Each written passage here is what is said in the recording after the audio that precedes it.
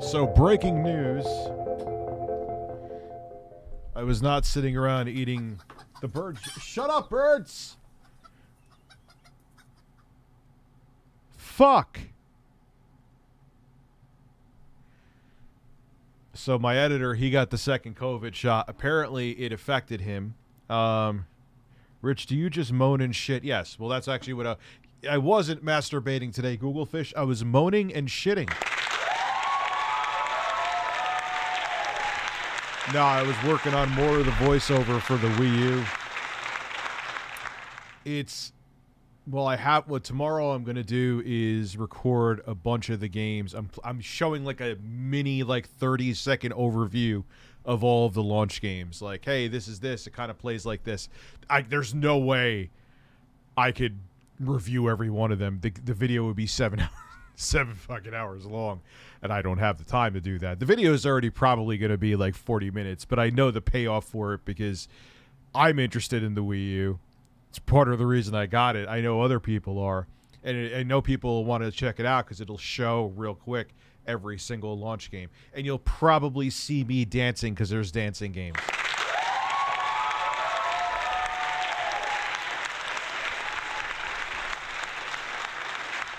And I know every single one of you want to see me.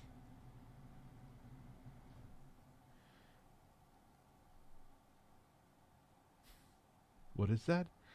Morton.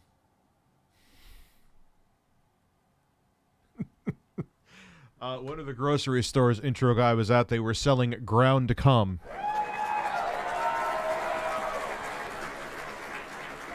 Yeah, so it's a big... do you like Nintendo Land? No.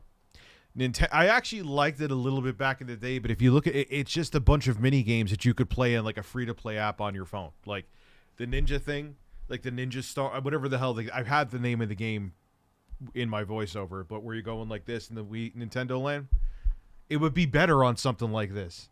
You know, I mean, I guess you could say you would need the other screen for it, but just like have it on the one screen. It would still be more fun on a capacitive touchscreen.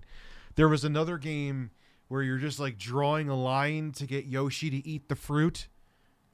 And like you're drawing here, you don't see the line on the TV. It's the stupidest. I'm like, what is this? Like, what were they thinking? The one with like Link, where you have the bow and arrow, that's okay. But again, that could be done on this. Forgot to add all. That is a good point. The birds are just beating out Phil, though. I think there was another super chat before you, though, Prince Day. Did I miss somebody here? Yes. Wash your balls. Ah. Wash your balls. Wash your balls. Wash your balls. Fuck it, maybe we'll watch some air crisp technology tonight on QVC. The QVC is always a good time. So that's what I was doing today. I am going. It's going to be an interesting video with the Wii U. That's all I'm going to say right now. I don't know. It'll probably take about another week to get up. Because it's a big project and there's other stuff to do. So, and I still have to do news on my channel. That is the main reason people watch me, for now.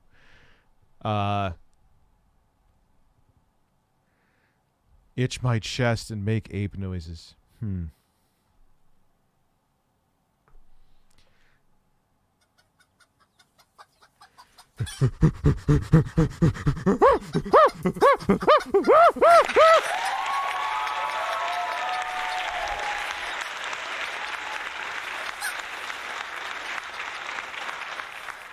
Abby, how the hell are you? You didn't actually expect me to do that, did you, Googlefish? You didn't expect me to do that. Usually I don't. Yes, I just made ape noises with chickens in the background. What the fuck are you going to do about it? Polyeth 9000? I did play a little bit of decent amount of Halo. I was getting my ass kicked by a boss in Halo Infinite today. It was that one that sounds like Jeeves. And you have like two forms of him. The second one, it's not that it's hard, but it's like you have zero room for error. Because like one of his missiles or that laser that he shoots at you is like instant death. It's like a Dark Souls. It's, I would say, more so a bird stream, Stacy. Oh, it has de novo. Yeah, I know. I may talk about that tomorrow. Pulse Attack. Yeah, what's going on? I thought these consoles were beefier than this. I don't know, man. That's a little concerning. Like, we're already going back down to 1080p, and it's a year into the generation. What the fuck? And then you get fucked in the ass with de novo on P. I guarantee you, there's going to be launch issues on P. I pre-ordered it on PC. Oh, it's using de novo. Then forget about using it on the One X player. 1080 fucking P, dude. Well, my 3090 will yeah, and it's only 1080p 30. I thought they'd at least have some kind of 60 mode on the S. Like, even if they make the game run at 900p. Not enough farting. Well, I could change that.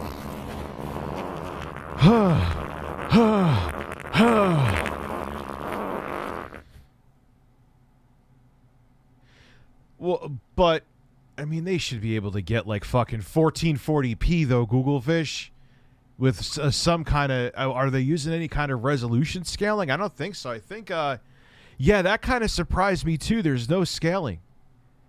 They're not using any kind of scaling. It's just fixed. So it's strange, man. I don't know.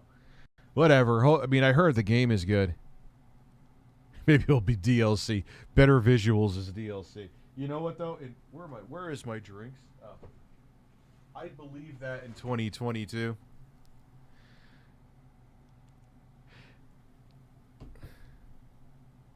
This poll has nothing to do with the stream. It's a poll, and that's it. Don't question my polls.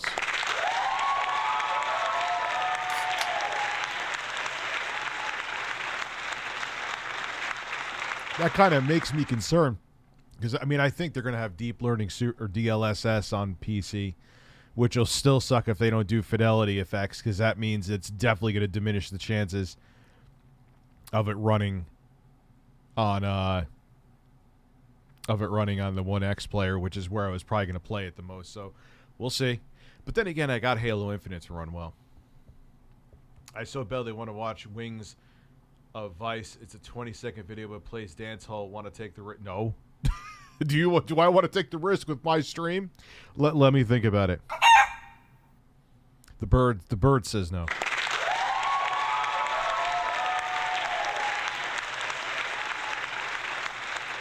Yo, the one thing I'm going to talk about is the Wii U operating system. I have to look it up. I don't know it by name, but I've been using it. And it is slow, man. And the thing is, they optimized it too to make it run quicker. That was... I was like, Jesus, I forgot how painful it is. Buying anybody talking about Wendy's Chili? I'm gay and this poll is rigged. Ayo, love you, Birdman. Give me Bird Song, please. Which Bird Song? Do you want this Bird Song?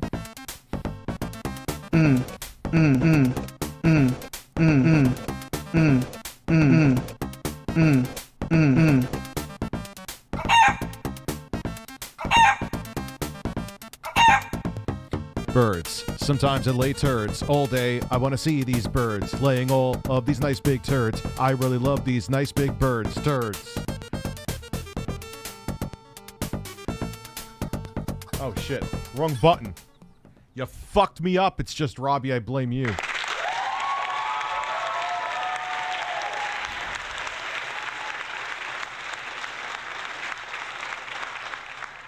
Oh man.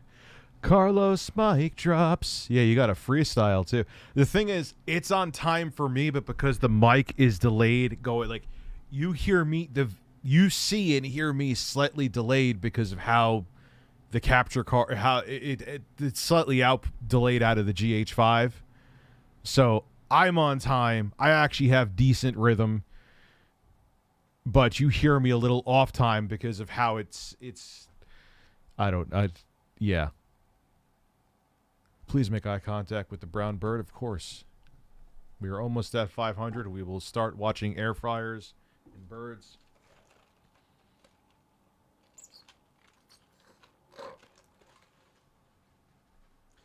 Yeah, but that boss with the British accent was a fuck, though. And I almost had him like 5 fucking times. And then he would just like get me with that laser or whatever. We got Sentinel1337 as a member. Thank you. And that was it. Like, it's one hit. Like, you literally had one hit against this boss. So there was like 0 room for error, and I finally got the motherfucker.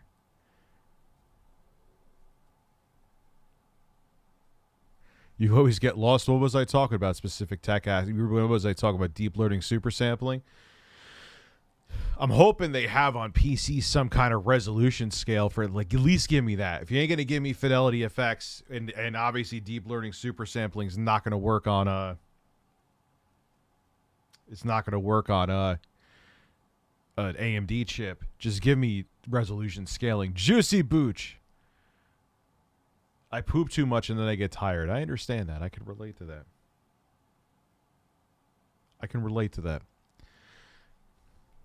So it's DLSS. So hopefully they at least give some kind of scaling that I could scale it to like 75%.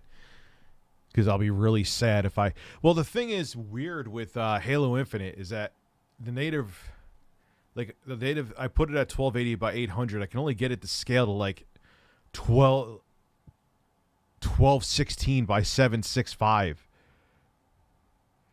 Yeah, DLSS and fidelity effects. Like, that's part of the reason why I could get huge AAA games to run on those small consoles, like the 1X player I have here, the Mini. So, all right, we got 500 people here, man. Let's watch some air fryer techno. I gotta clean my glasses. My glasses are off. I don't know what the hell's on. Ah, here's a cloth. Can you get a bird rap song?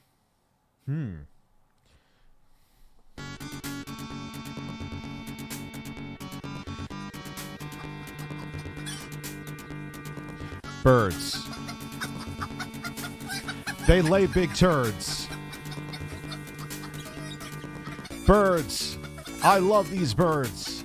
They lay big turds because they are 2 nice birds and they have feathers. These 2 birds, you see they're turds. I love these birds. No eggs from these birds because they're too busy laying turds.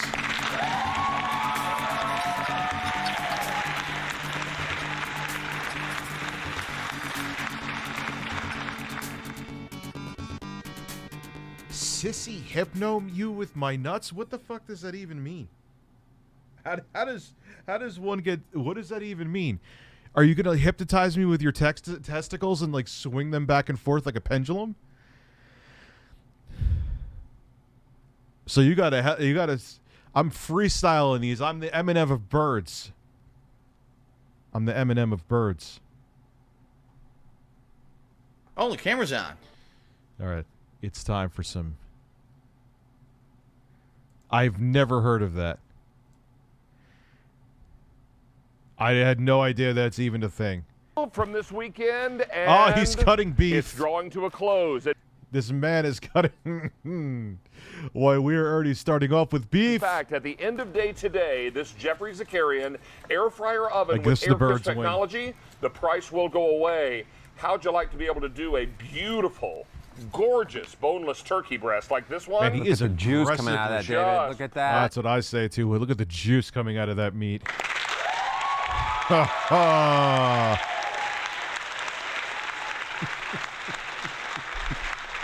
He is just karate chopping his beef or pork. That looks like pork.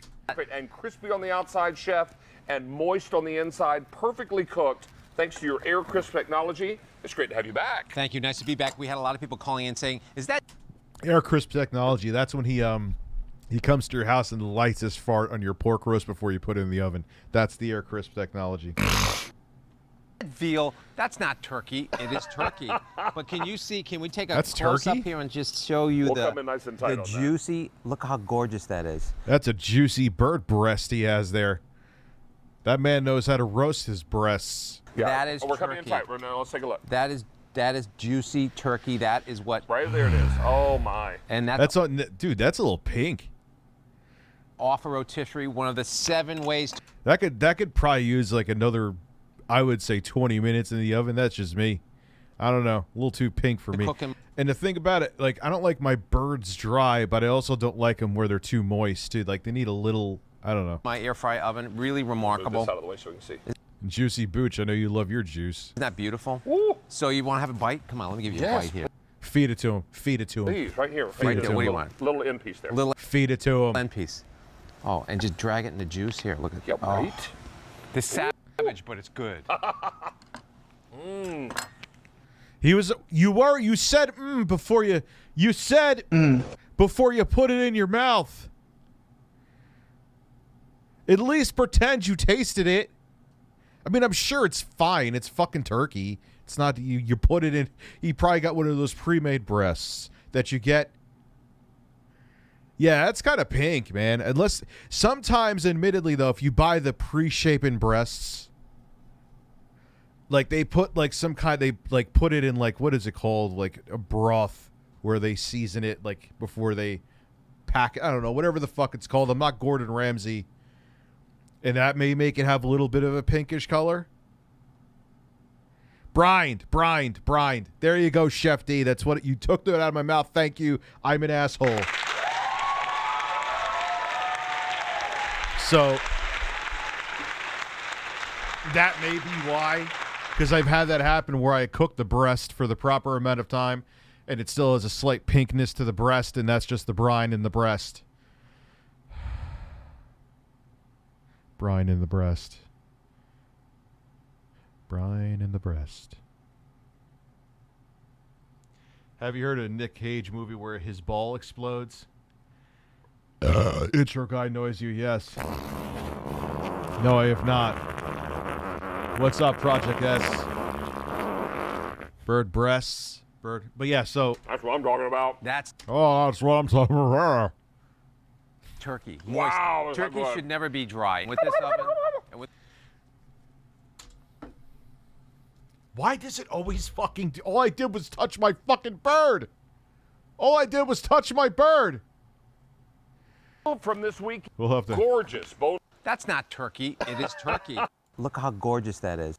And that's We gotta off see a him gobble rotisserie, again. One of the We have to see him gobble again. 7 ways to cook in my air fry oven. Really Move remarkable. this out of the way so we can see. Isn't that beautiful? Woo. So you want to have a bite? Come on, let me give you a Yes, bite here. please. Right here. Right there. What do you want? Little end piece there. Little end piece. Oh, and just drag it in the juice here. Look at Just slide it into that juice for me. Yep, right. this savage, but it's good.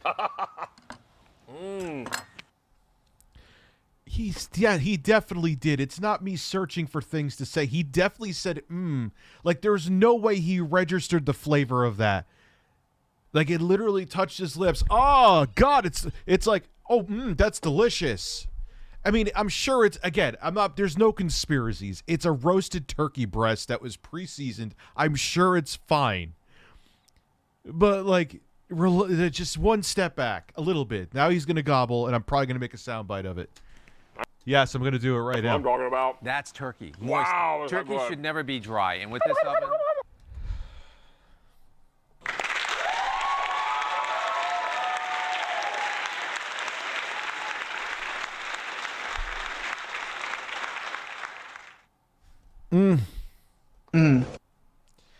Okay. Yo, these people. All right, we're going to add it to the soundboard right now. We're going to add it to the sound. Because I have spread your cheeks on here twice for some reason. So I have the perfect spot for it, bro.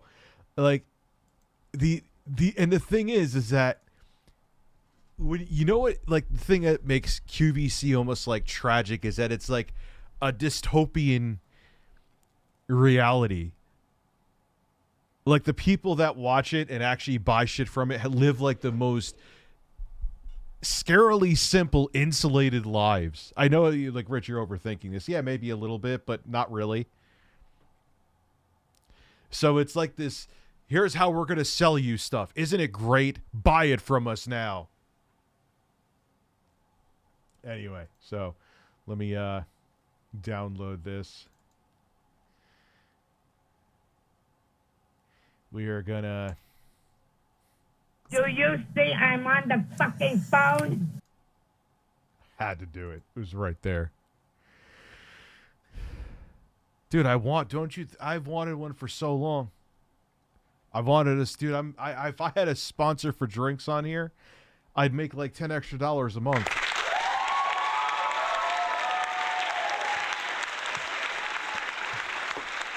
I haven't had Domino's in like 7 years, but it is good. QVC, today we're going to show you the new PS and the new PS5 controller expert, Jordy Jordan.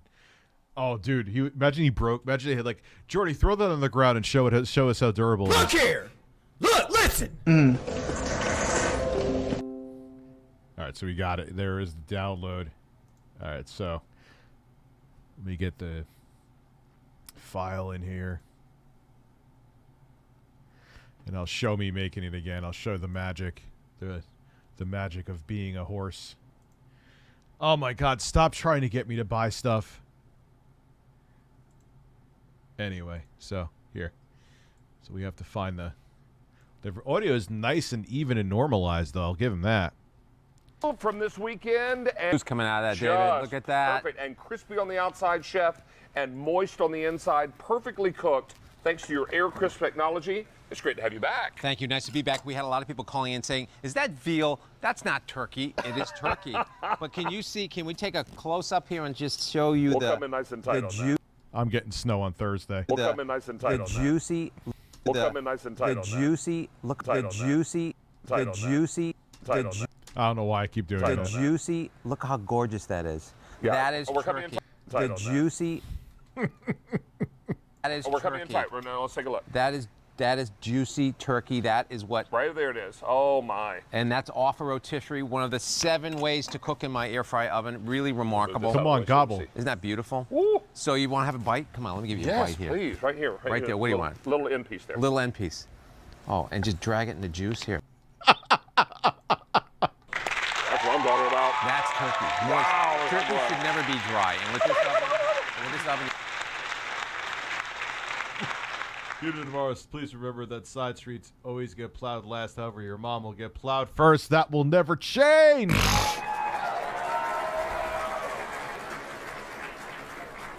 and with this oven, and with this oven, and with this oven, this oven, and with this oven, and with this,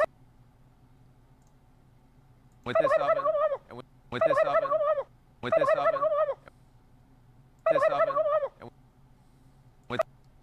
Is there any of his blop here? Okay. This oven, this oven,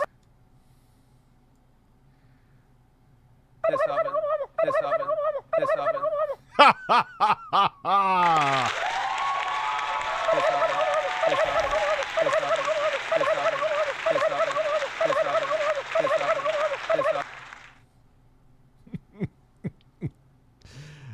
right, so cut, paste special, paste to new, so it's its own file. We'll add some beef to it.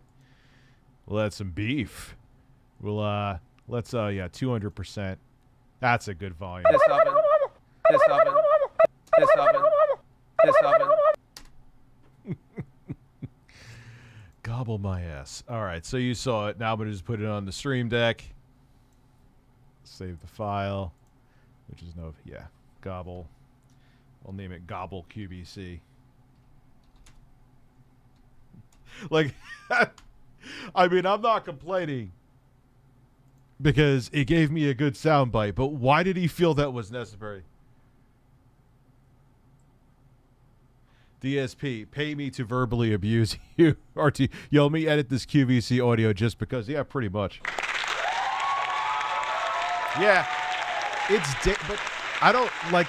They keep on trying to get me to upgrade. Now, Acid Pro I always upgrade, even though I produce like one song every year and a half. But that's a program. I'm actually going to try to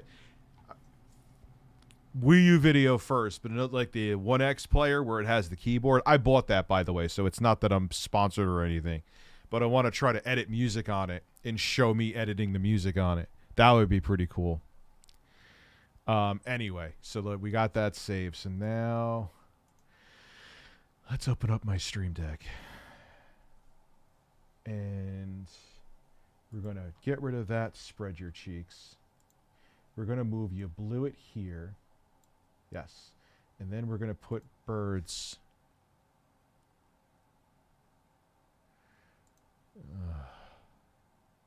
Why are you doing this to me? Why are you making this so complicated? Here we go. Dropbox.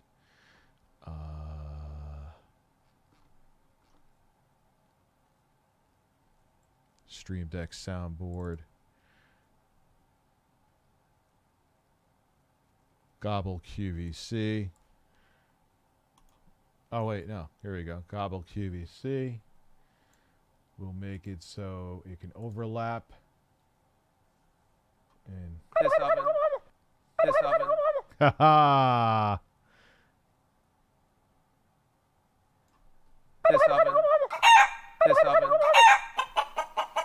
There we go. The wonders of technology.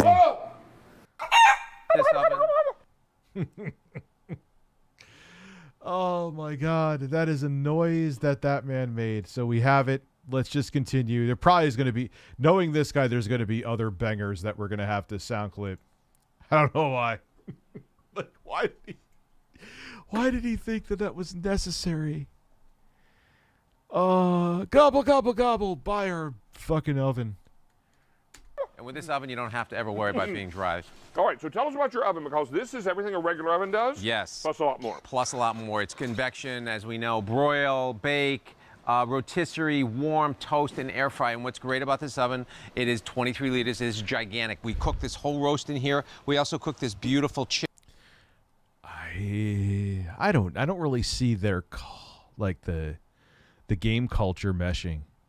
Oh, you ain't seen you ain't seen it. Oops. I'll fix it. Here we go. Here, I'll make myself that large. You didn't miss anything Here, really. look at that's a 5-pound chicken. Most chickens for 4 call for a 3.5 to 4 pound. That's a 5-pound chicken that could probably serve up to 6 people. Let's take a look here. Yeah. You're getting the oven itself with manual dials. Yes. Very easy to work with, and Chef will tell you why he prefers those. 4 great recipe cards, your recipes. Yes. He's still Air fry chewing on that basket, chicken. Or turkey. the spit, and the little remover to pull that spit out of the oven easily and quickly. I will tell you that this particular oven at retail, $183.13. We are $43.15 less, but only until end of day today, and on 6. Who makes that? Let's look it up. Let's always fact check these guys. Jeffrey, isn't he? This Jeffrey.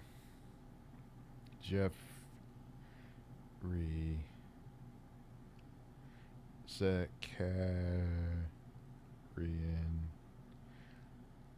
air fryer oven.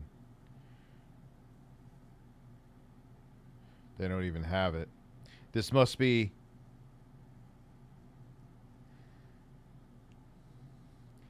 looking at similar stuff. I can't really tell. They do this shit.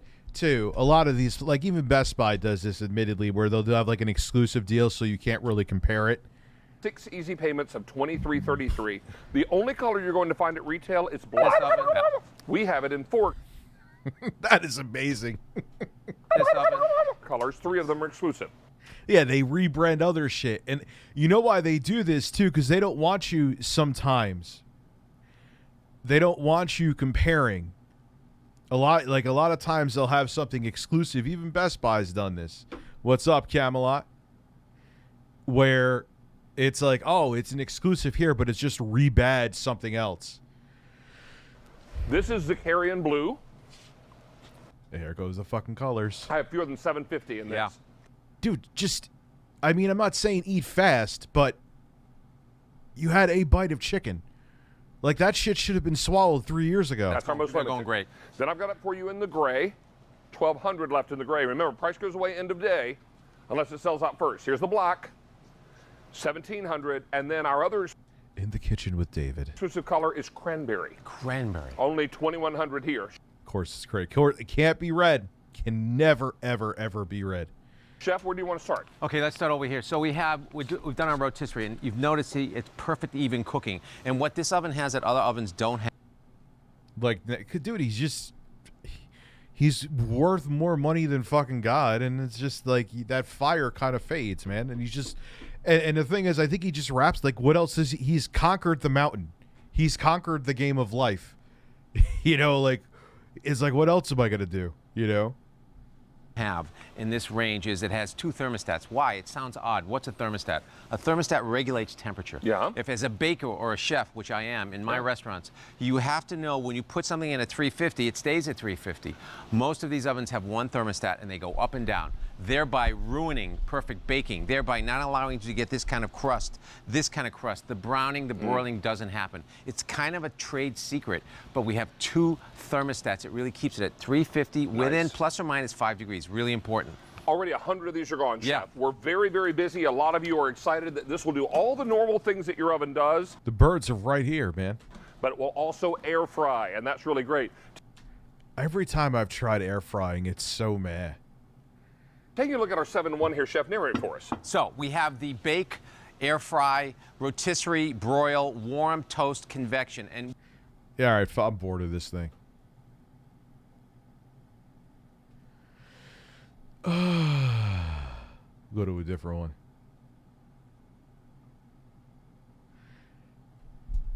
Yeah, it's a trade secret that he just, well, what was there, like 20 people there? Actually, 2.7. That's actually a lot of views for them. All right, QVC. Let's see what else. That was the thumb. Why does he? That is the look of fear and disappointment in that man's face.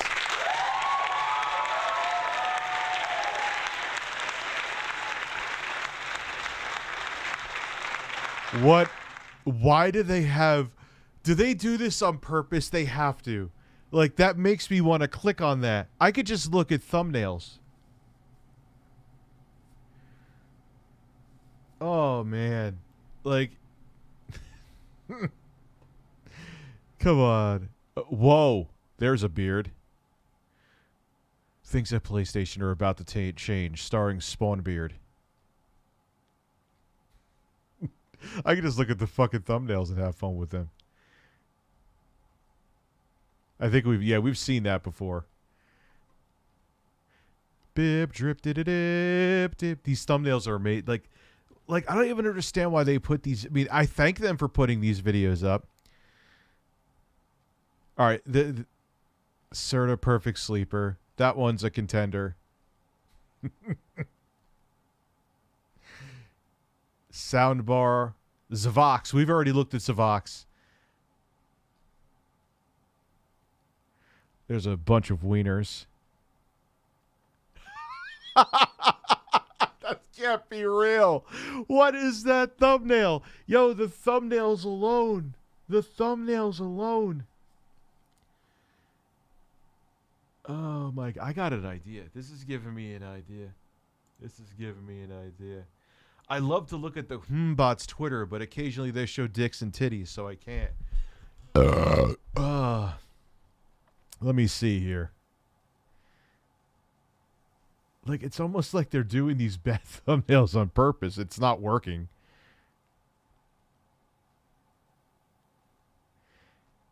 Yeah, let me see if I could find this website. I wonder if it's still a thing. It's old. Explain this image. Explain this image is still there? Oh, no, I can't fuck with that.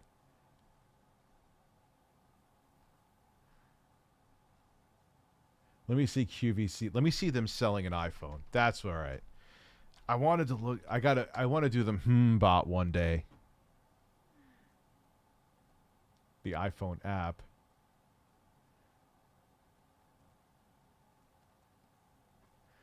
If I see Lori Astinium.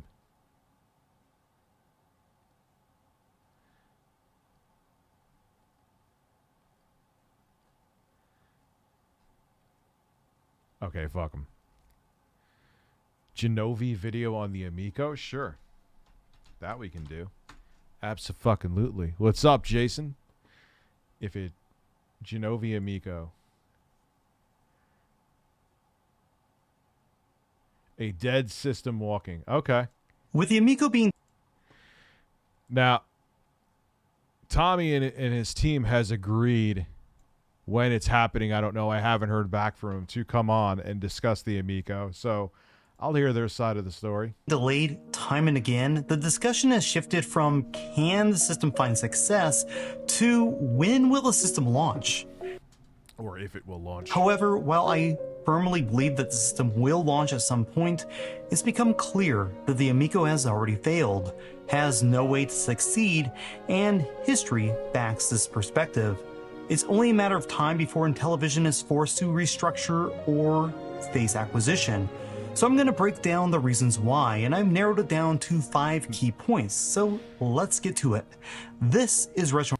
I have one of the arcade 1-ups. Oh no, the... Yeah. Impressions, why the Amico has already failed.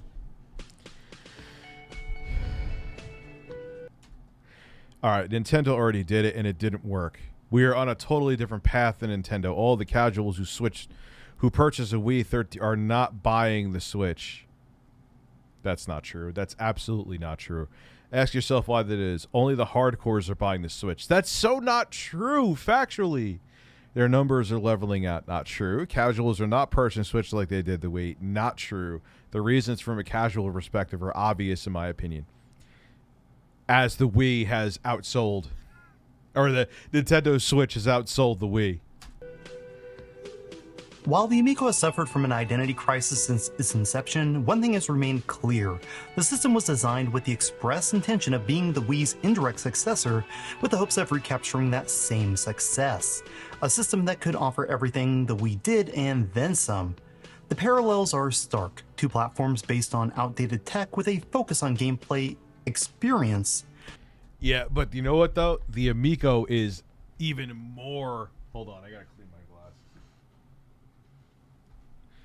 The Amico is... Like, the Wii was a generation behind. The Amico is like 4, 5 generation. Like, it's like... I mean, it's a mid-range chipset from 2015. Then the console might be coming out, baby... in 2022. Over visual fidelity, a system seemingly intended for casual gamers and house parties. It sounds reasonable on the surface until you realize Nintendo already did it, and by it I'm talking about a direct successor to the Wii, which was also a commercial flop. The Wii U is in large part everything the Amico is, everything it aims to be, and everything it will never be, as it's not a Nintendo product with access to their IPs, hardware design team, and near limitless cash reserves. I don't know if I agree with that. The Wii U was centered around a massive motion controller with an integrated touchscreen, and included a sensor bar so you could continue using the massive library of original Wii games along with the Wii motes. Like the Amico, the Wii U gamepad has integrated motion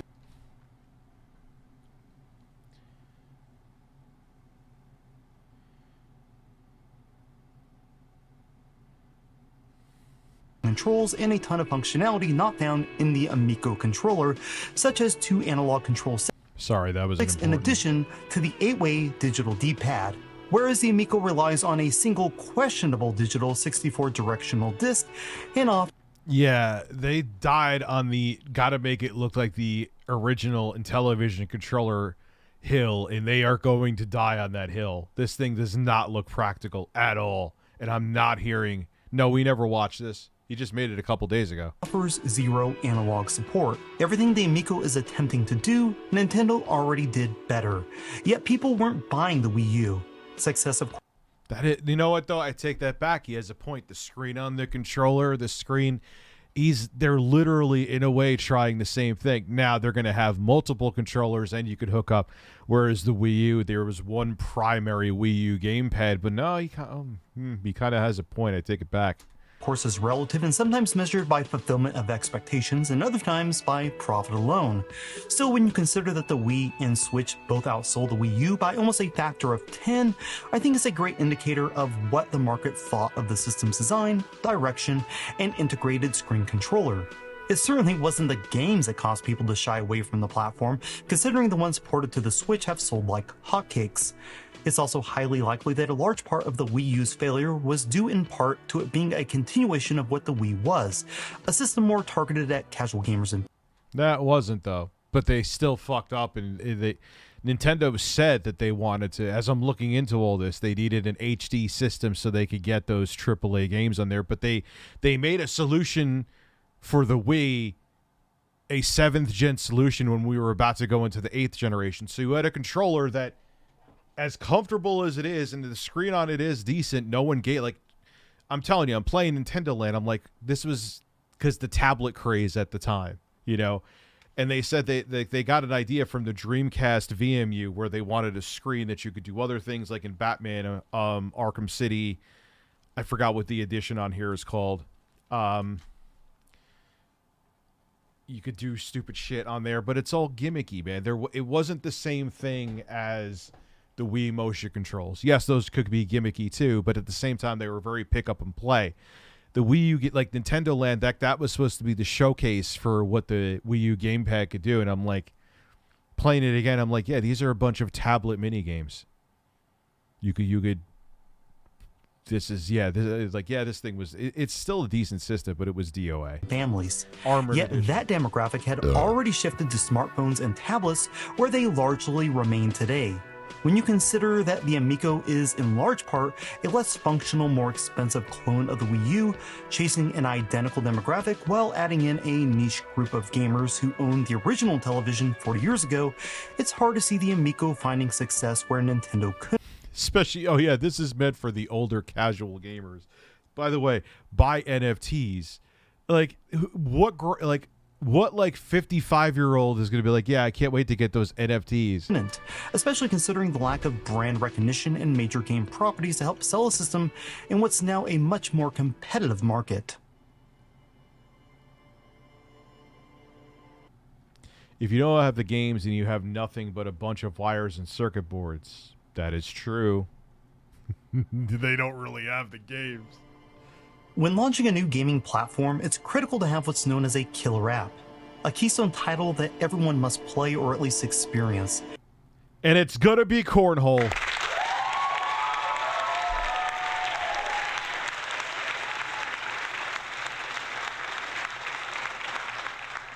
Without exception, it's games that sell the system, not hardware alone, and Intellivision knew this early on, as does every video game hardware manufacturer. This remains a consistent truth looking all the way back to the first video game system, the Magnavox Odyssey.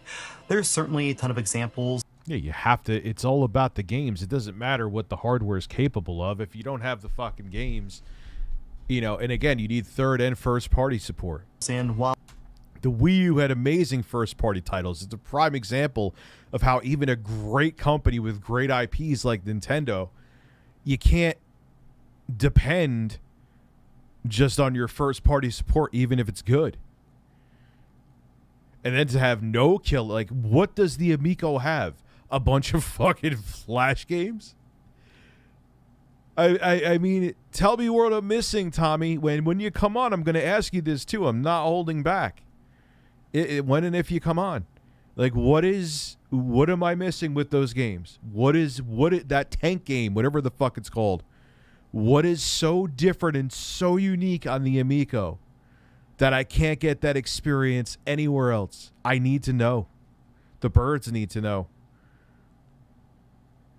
While a must-play game or experience can't always fix other issues a system may be facing, not having one will sink the ship every single time. So what does a killer app look like in today's market for the competition, and what past console is most comparable to where the Amico is currently at? For Nintendo and PlayStation, the answer is clear.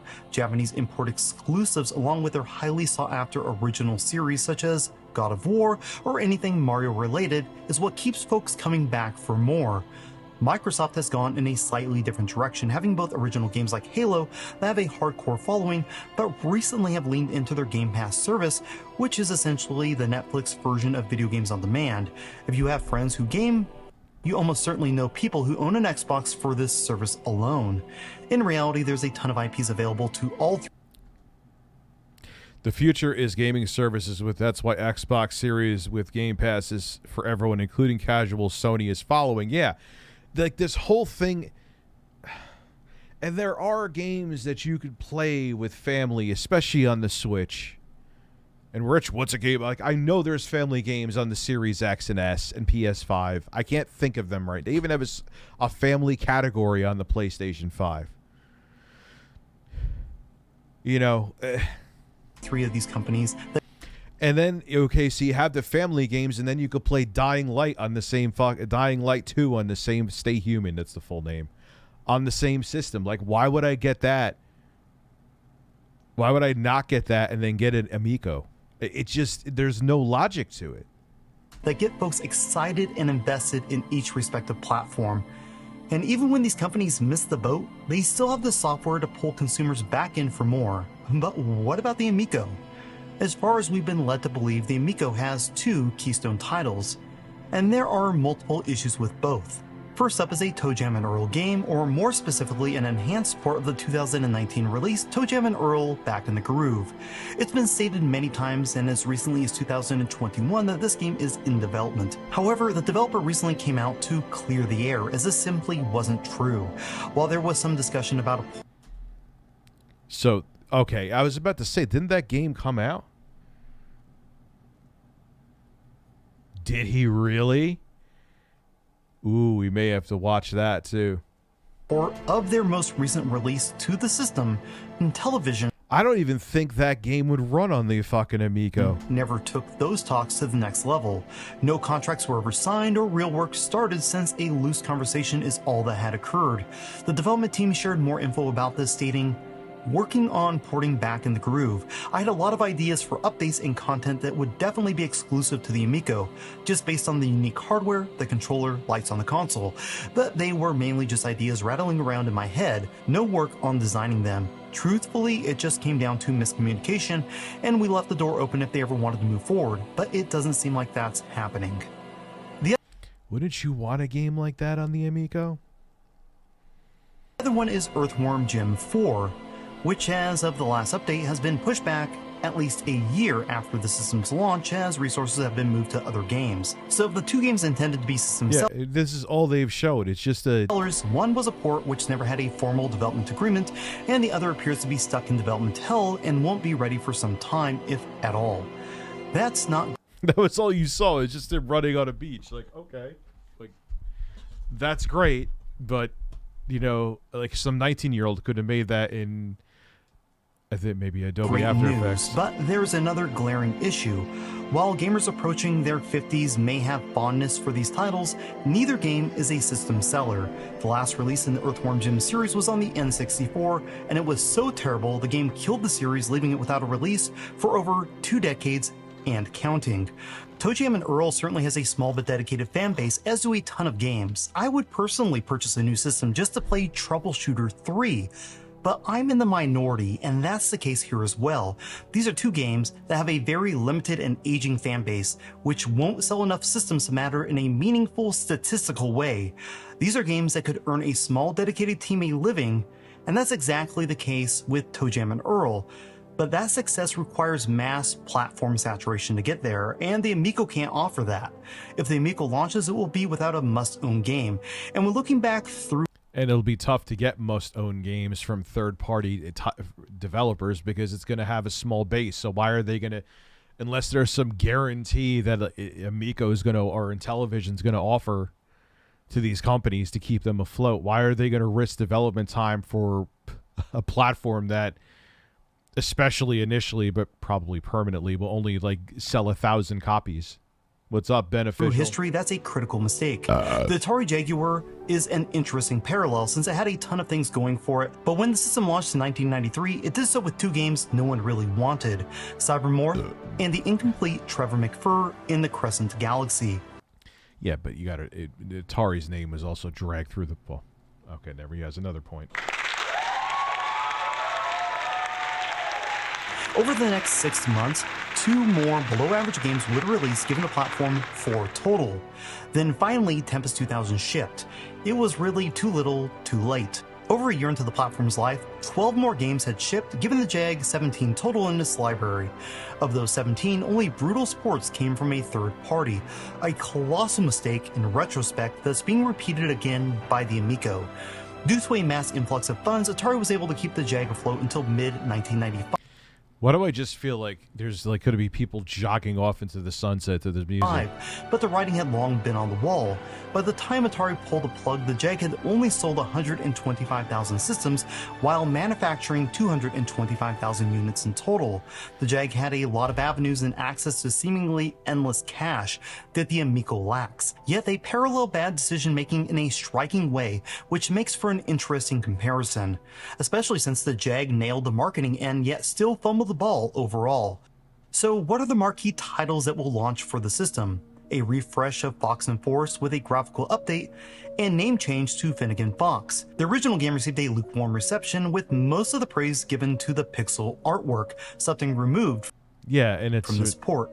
Other games such as Moon Patrol, Astro Smash, and Shark will mostly be known by folks who were alive in the 70s or actively gaming in the early 80s. Of all these, but what's going to bring people over to, like... Moon Patrol is the game that may be best known, as it's the only game to receive updated releases beyond 1982. Yet even with Moon Patrol, the question remains, can it live up to the high expectations set by other recent releases, such as Vector Patrol on the Vectrex? Even if these games do, the demand for them isn't high enough to make a meaningful impact. No, it's just going to have a niche audience of super enthusiasts. Like Captain Jaws hitting the ground. This oven.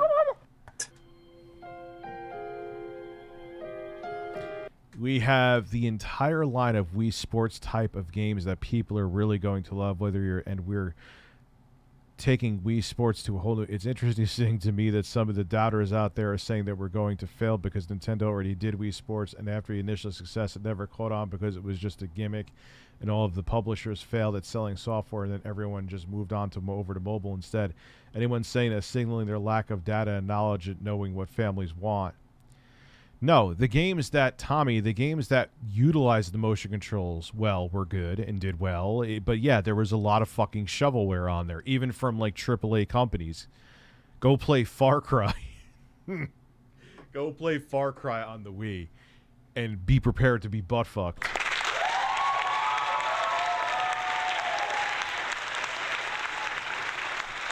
I may make a YouTube video just on that game because it's so fucking bad. I recently had a discussion with a friend of mine about this very topic. As I was telling him how out of touch the marketing was behind the system, I was informed that marketing for the Amico hadn't really begun, at least in the eyes of Intellivision. While that may be true in a fiscal sense, it's certainly false overall, as it's hard to erase the negativity and ill will they've seeded within the gaming community and with potential brand ambassadors who have any real influence. The amount of conflicting statements and outright lies being told by the head of Intellivision has left a sour taste in the mouths of what should have been the system's Keystone supporters. However, that ship has long sailed, leaving behind only the most diehard enthusiasts of the original Intellivision, investors, and friends of those within the company itself. It's an issue that really can't be fixed until there's a proper change in the way information is communicated, the person who's relaying that information is replaced, and there's an honest attempt at transparency, all of which Intellivision has pushed back Who stays mentally fit when the Amico's gone? hard against, resulting in the kind of journalistic work that reveals questionable actions and lies which have and will continue to haunt the company as a whole. The Amico has been banned from Atari Age, its largest social platform, where they were once welcomed with open arms. The constant changing of release dates, which are promised and put. Oh, wow. He laid out. Let's look at these. October 10th, 2020. That was the first one. Reason missed, pandemic-related issues. April 15th, reason missed, chip shortage. October 10th, 2020, reason missed, chip shortage. Year's end, 2020, reason missed, chip shortage. Early 2022, reason missed, chip shortage.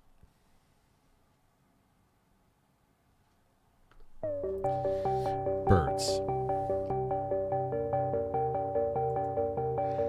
Let's see how many members we're at, man. I'm going to start pushing for members. Not like DSP pushing, but... And I love birds. I love birds. I love birds. Let's see how many members Dad is at. Memberships. 203 members. Can we get to 250 tonight? That would be a delight for your dad.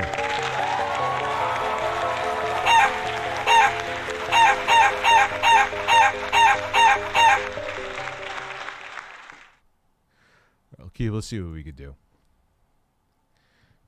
So, and we'll watch It's a Gundam's video. Pushed back at the last minute is causing extreme damage to the brand itself, and with the most recent push. I mean, delays happen, but with everything else compounded, like if they had a good track record with like the Playdate or like Analog, then fine.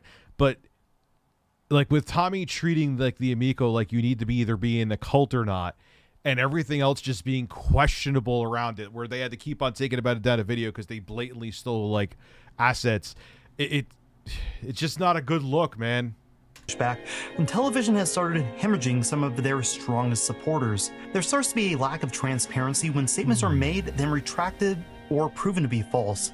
Yet the excuse as to why this is done repeatedly is never clear.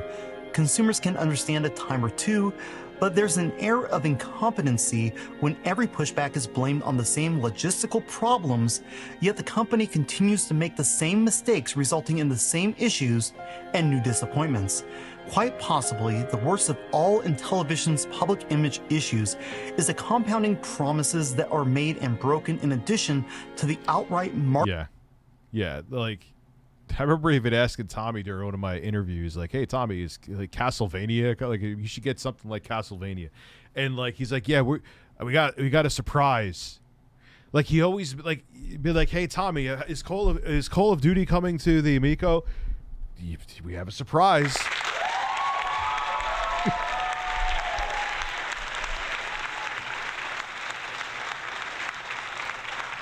marketing ineptitude by showing video games that contain stolen assets. All in all, the Amico as a platform has a massive hurdle to cross, and it's more like the Grand Canyon than a hurdle. Intellivision as a ship has been headed towards a massive iceberg. Everyone with two eyes who's willing to look can see it, and they are abandoning the ship. But the captain is in denial and refuses to change course, and this makes potential consumers feel that these lies and misinformation are at worst deliberately being done, and at best due to a company without a clue as to how a business and public relations. Yeah, Aya Neo is a super, they may even be smaller, unless there's some hidden major Chinese corporation backing them. Like, I think Tencent, like, one X player is owned by one netbook, I think, and like they do something with Tencent, so Tencent has deep pockets. So I'm not like, yeah, good job, one X player. But yeah, I mean, and look at the analog is delivered. What it is that there's other things. It's obvious. Like, Tommy could say no all he wants to, but we didn't even see the basic UI until recently. The thing is not ready behind the scenes. I wish I was a fly in the wall in television so I could see Tommy's ass while he's taking a piss. I'm kidding, Tommy. I don't want to see your ass. But you get what I'm saying. Like, I'd like to hear what goes on and see how smooth sailing everything is. Should be handled. We have incredible partners and up to 110 million credit line if needed. Lots of folks don't mind it that when they are filling purchase orders. And a lot of bridge loan big bankers out there as we're lined up with all the biggest and best. Oh, God, he sounds like we're lined up with all the biggest and best, and I have a big penis. Don't listen to Marco Rubio. He's a piece of shit.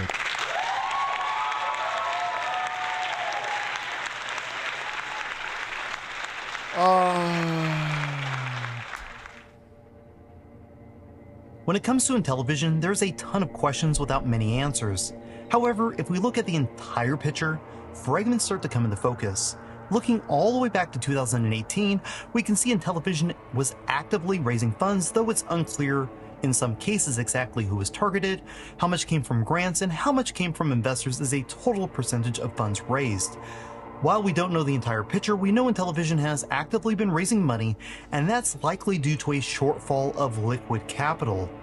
Of what we can see, $31.4 million has been raised from grants, more traditional investment rounds, and some more questionable public investment via... I'm not going to say the obvious one. That's a tough one, man. There's a lot of them. That's a tough question. I'd have to think about that one, Lord. crowdfunding type sites that promise returns to their investors, but only on sales within a specified time frame. Once that period ends, the investor no longer has a claim, regardless of if any profit was realized or not. That's because these shares are related to sales of the Amico itself and not Intellivision as a company. While Intellivision has used a few of these crowdfunding sites, we only have access to the numbers from Fig and Republic. I don't want to spend a ton of time here as looking at numbers can get quite boring. All right, we're almost but done. There's something very telling about a company's desperation, and that's revealed by looking deep into some of these agreements. The most telling of all is their agreement with Fig. In short, Intellivision has agreed to a perpetuity deal that's almost mind-boggling to consider. Here's the breakdown. For every game sold, Fig will receive 25% of the total revenue. For every game system sold direct to consumer, Fig receives 15% of the total revenue. And for every game system sold via third party, Fig receives 5% of the total revenue. Jesus. Of the money collected, Fig keeps 15% and distributes out the remaining 85% to its investors if all shares were sold. In the event that they weren't, Fig keeps a larger portion than the 15%. What makes this agreement really wild is we're talking total dollars gross, not net. That's to say, if a game is sold for $100 and there's $0 in profit, Fig still gets their $25 cut. There's a little allowance in there for processor fees and other issues, but that's capped at 3%. So if $1 million in games are sold, Intellivision could hold back 3%, but Fig is still owed 25% on the balance, netting them $242,500. I think it's worth mentioning at this point that Fig purchased Republic, and around a year after crowdfunding on Fig, they turned to Republic and ran the same campaign under the same terms set out under the original contract with Fig. So the total money owed under this agreement is $18,700,000 and some odd dollars. To make matters worse, these agreements don't end until the total investment of $18,700,000 has been repaid in full 3 times over. Once the $56 million has been repaid, the terms shift slightly and stay in effect for 2 additional years.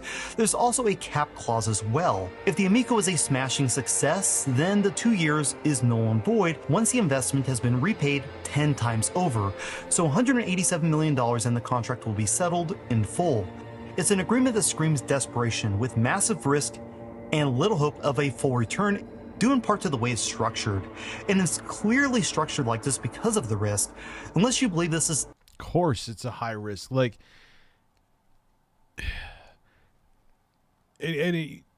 how are you going to get this return? Like, the Intellivision wasn't even... It was a contender, but it wasn't... It didn't have the spread like Atari did. spread. You know what I mean? Didn't have the reach like Atari did. Atari's still like Atari's like a pop culture symbol now. Like the logo in itself is worth money because like people wear, you have like 20-year-olds wear Atari caps because it's fucking quote unquote retro.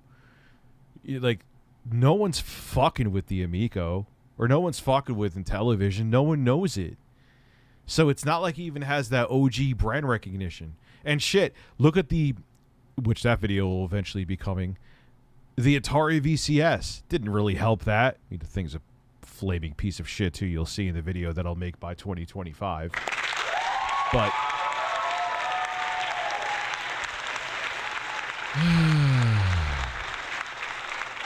the second coming of the original PlayStation in terms of sales, there's virtually zero way forward to sustain profitability. I think this gives an excellent insight as to why the system's price was likely raised from the initial. yeah, anyone, it was common sense. I'm like, I remember him telling me that. I think it was during one of the live streams. Oh, we went out and did market research, and they said that people would be more enticed to buy the console if it was $250 as opposed to like $180 or whatever. And I'm like, I have never heard a stop it. I should have paused. I should have stopped him right fucking there and just been like, dude, I've never in my life heard someone saying, oh, I'm so happy that I spent more on this piece of technology.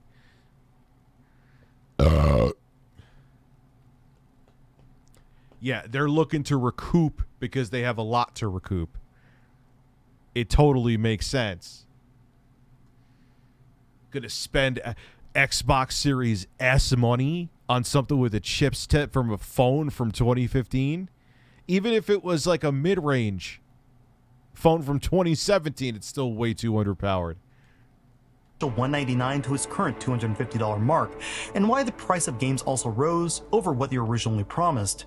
When you're splitting total revenue out without regard to profit or cost of operation, passing on these new costs to your consumers is the only thing you can do to not sink your ship.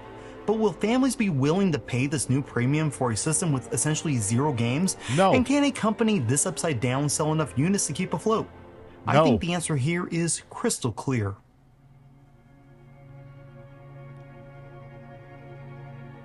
With everything I've already shared, it feels like nothing else needs to be said. However, the cost of entry really needs to be addressed. Don't watch It's a Gundam As I hinted video. in the prior segment, the Amico was originally slated to ship for under $199, with $149 stated as a potential price point.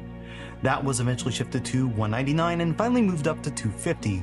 For a digital-only, unproven console, it's a price that's rather hard to swallow. Currently, gamers have a ton of options at this price point. They can opt for an Everpaid VS, which certainly offers that couch co-op experience for under $100. Yep. This includes multiple games, and good classic games. It's Soldier Boy, isn't it? Dude, I want to get one of those Evercades. controllers and is by far the closest example of apples to apples when comparing systems. Outside of that, a digital-only Xbox Series S sells for $300 and offers Hey, someone just said that. tons of quality free-to-play games such as Unlisted. You can also get on eBay and pick up a Wii with games for under $100 or the true successor to the Wii U, for around $150.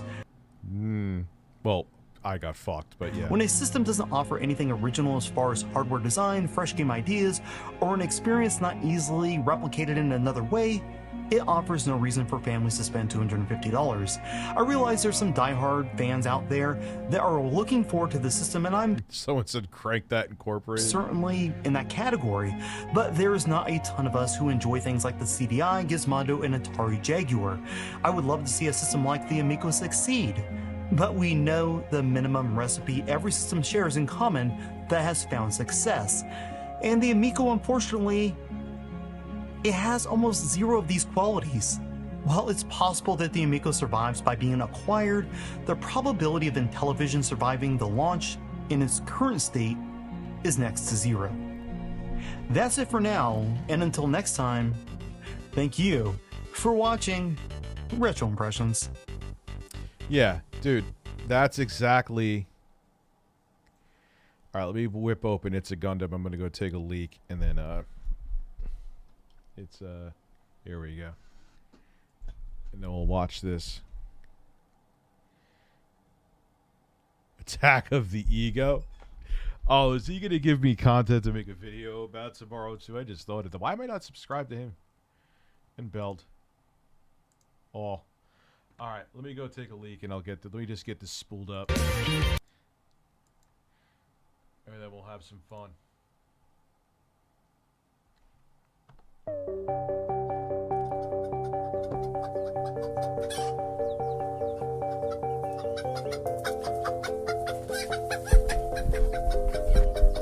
He's obnoxious as fuck, but am I?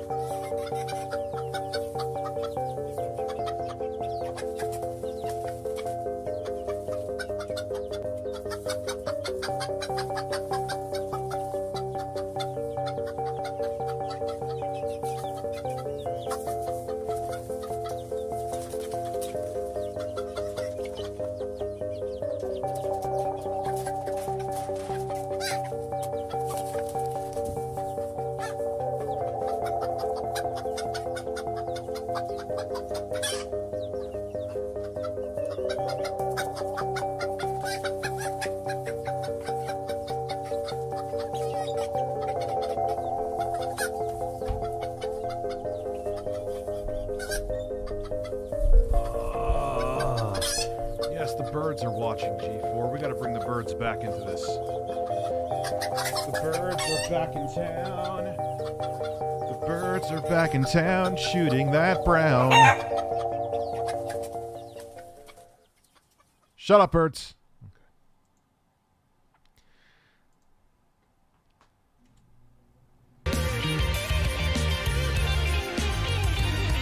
Birds. Here we go again. Me pulling out a chart like I'm some sort of respectable journalist, and I'm not paid enough to care. You might wonder, how did we come up with 4? But with a little extra digging, like a journalist, which is not what I do, we may have some answers for you. Russell Owens is the president of G4 TV. She was hired in 2021, so last year, when this all started. Mama Russell, she's basically what Susan Wojcicki is to YouTube. So Mama Russell comes in and she oversees key business functions, including advertising, sales, programming, content, operations, marketing, sell the crypto beefcakes, finance, IT, human resources, and additionally, Mama Russell will manage the launch and growth in the day-to-day operations of the network through content licensing, programming, production, development, and content distribution and partnership agreements. To break down the corporate structure, it goes kind of like this. G4 isn't owned by NBC Universal. Mama Russell is the president and she runs G4. G4 is owned by Comcast Spectacor, or whatever the hell it's called. Comcast Spectacor is part of Comcast Corporations, a global company that operates Comcast and inspired by the technology and creativity of Comcast NBC Universal. This is all confusing and pointless in all honesty. But in the long and the short of it is, this lady, Mama Russell, she's Fork's boss. She's at the tippy top, the wine mom, trying to push how cool she is. Living NFTs of the futures, my dudes. She's hoping to sell these sort of things to people that are dumb enough to pay for it. Now, if you recall, there's a point where Fork was talking about how her bosses thanked her for her rant. Thank God Fork has defeated misogyny. Anyway, if anything, it had to be Mama Russell giving her the pat on the back. As I've stated before, G4 was resurrected from the dead husk to capitalize on the gaming gold rush that was brought about by coronavirus. Everyone was making hand over fist money. They were hoping to use this to also be the mouthpiece for their esports teams that I talked about in the last video. You can find it. I could believe that.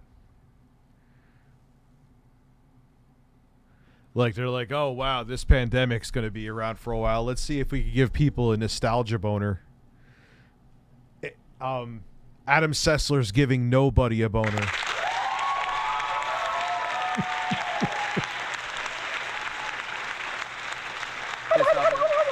I can't believe that. I forgot about that. G4 now needs to make space for its advertisers through multi-platform commitments, and Lord knows they have a lot of them. YouTube, Twitch, and the Comcast streaming service. I'm sure that's burning the world up. Articles say the rejuvenated G4 is led by Mama Russell, former executive of Warner Brothers. I'll take Mama Susan over any day of the week. Way more, at least from how the ship is being run, way more open-minded. Yes, there's plenty of flaws with YouTube. I talk about them in video, but they're doing a better job. Mattel. I think she was famous for the Barbie breaks up with Ken split in the early 2000s. You remember how groundbreaking that was?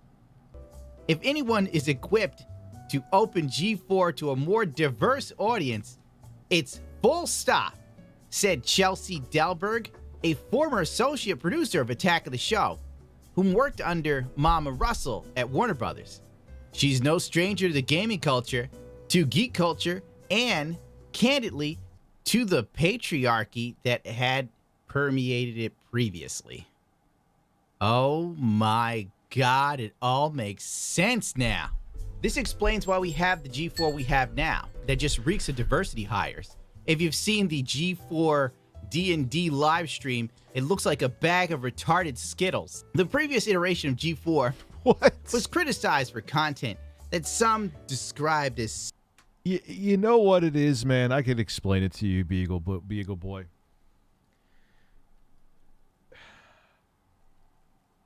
I'm trying to think of the best way to word it. You come back and trying to be like, hey, nostalgia.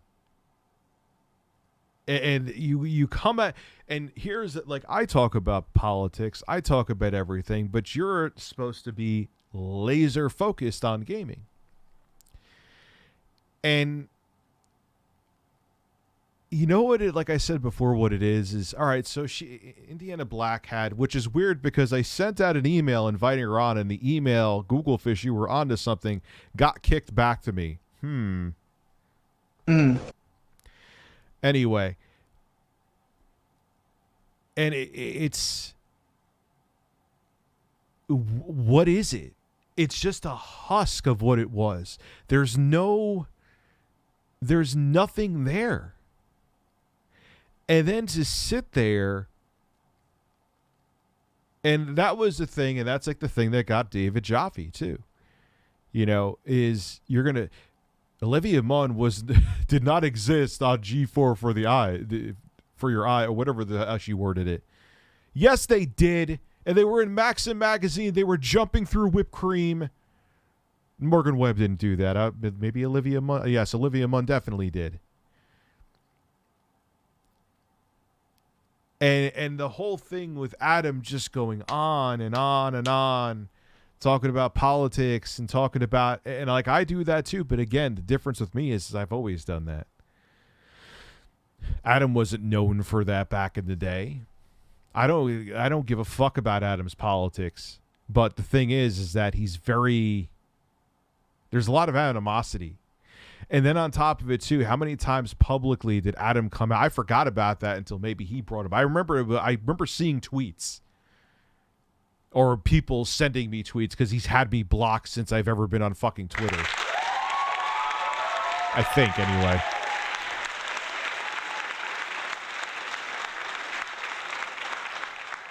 And it isn't great. And let's keep it real. Great nostalgia, great memories surround G4 with me, but it wasn't ever really fantastic content. Or did we watch it because there was no other options? Now, I'll tell you this, is if the content was good, and I think I've said this before, I don't think this would be that big of a deal. But then you have this thing where your hosts are coming out being combative, and you're not really offering anything great.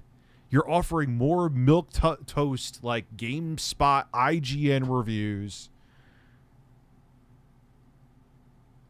that you could see unless it's a major game, even those reviews don't do well. How many subscribers does IGN have? What is their average viewership per video? Minus like if it's something big like the Steam Deck, I'm sure, or whatever, is like less than mine. I don't have 1 million subs. They have what, 10 fucking plus million? So that's my point. There was no other options. Now that there is, what do they offer besides that? So, okay, like people my age will watch it for 2 minutes. Oh, wow, G4's back. Oh, wow, Adam Sessler is still a douche. Sexist or objectifying. Adam blocked everybody. What is the new G4 doing to avoid developing this kind of reputation? Yes, especially when you think of the audience of gamers and fandom, there's a huge representation of women. Hopefully, we've moved away from people thinking that video games are something for guys to do. You know, I come from G4, both from my background in video games. I was in electronic arts, I was in Warner Brothers, and then Machinima. This is not a resume that screams to me winner. This basically Well, Machinima is a red flag. Everything else seems fine. reads as, I was involved in everything most gamers now loathe and despise. But Well, Machinima, yes. Warner Brothers? I don't know. Really. EA, people go back and forth on EA. They're pissed off at them one day, and the next day they despise them one day, the next day they don't. Machinima, I would say, is the only thing that's like, for me, it's a personal yeah, Machinima is really the only true red flag on there. EA and Warner Brothers, who gives a fuck? passion. The fandom, I'm a cosplayer. I played a bunch of Wonder Woman characters, and so I kind of join in with a lot of women who really participate in the industry, but sadly don't see themselves in leadership positions. Oh my god, I can't, dude. It's like Strauss Zelnick if he had breasts. I'm really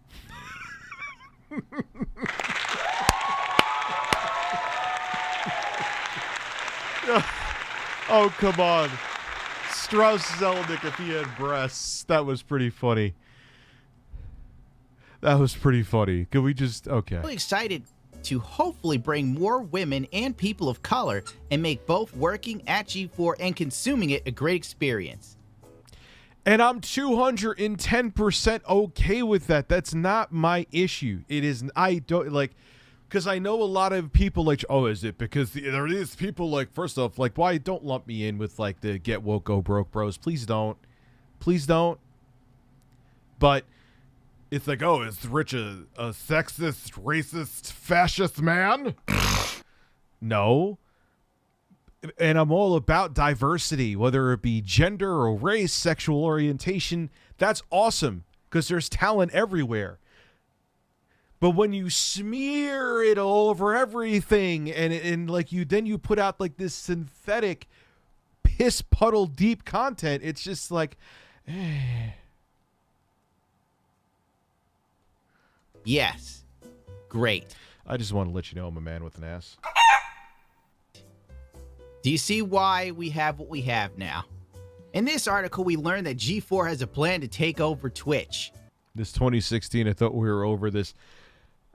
Yeah, that's not and that's not my camp either. By giving everyone... Oh, dude, there's some channel. See, it's so funny how like channels I'm subscribed to with the bell on, I don't get videos for. But it was like there's like literally this channel out here. It's like everything with this dude is get woke, go broke. Like he makes the quartering seem like he should be on fucking TYT.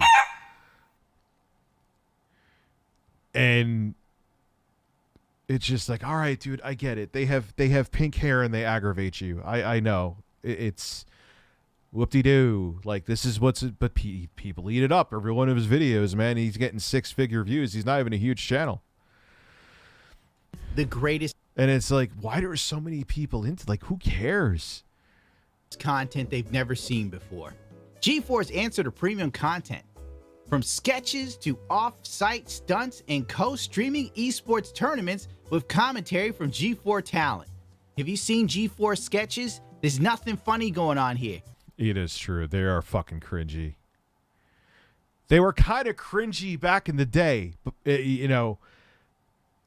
But now it's like, dude, it's just a different time. It's a different, and it doesn't matter. I don't care. Even if this never happened with them, I can't fucking stress that enough. It would still have fucked it. Because the content's just mediocre, milquetoast, vanilla shit. It's boring. It's fine. It's like a term paper that you have no choice to do before Christmas break for college. It's fine. You got a B+ on it.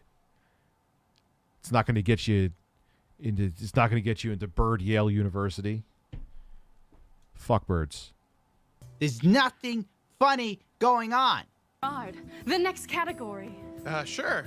Okay. Whoa. Just because there's minority, it doesn't mean it's woke. That's not my mentality. Yeah, I don't understand where that came from either. Like, I'm all about the talent of the person. I don't care if you are a transgender woman. I don't care if you're black. I don't care if you're white or Asian, what your sexual preference is. I care about, I would hire you based on your credibility and the talent you have behind you. Excellence in audio design celebrates games with the most outstanding and impactful sound effects. The nominees in this category are Forza Horizon 5, Woo! Hell Let Loose, Inscription, Woo! Resident Evil Village, and 12 Minutes. You know, guys, Emily wasn't kidding. This is actually kind of fun, you know? Why is Adam always home? Like, why is Adam always home? No, it's not Geeks and Gamers. I would name the channel. It's not Geeks and Gamers, though. I don't remember the name of the fucking channel. And it's like, all right, dude, they're SJWs. I understand. What do you mean, Gerard? Oh, I don't know, like, you know. Yourself. Kill me, please. I want to die. I would take G4 sketches, and I swear to God, I would tie my ex-girlfriend to a chair, and I'd play them on loop, just to show her how much. I'm scared of the chat. Jay Vusovic says I'm scared of the chat. He says I can't handle the chat. He says it's over. I need to shut down my YouTube channel. It's done. It's finished. Don't even finish the Wii U video, Bird, because Ziviziviv said don't do it. I'm washed up. I'm finished. I'm fucked in the ass because Ziviziviv said so.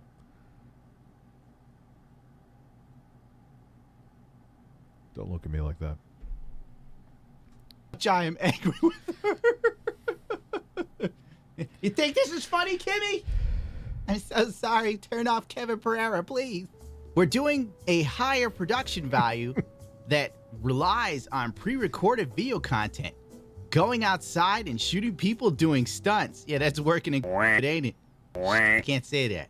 What we've come to expect in traditional television, we're bringing to production. And that costs more. Just plain and simple. But you don't...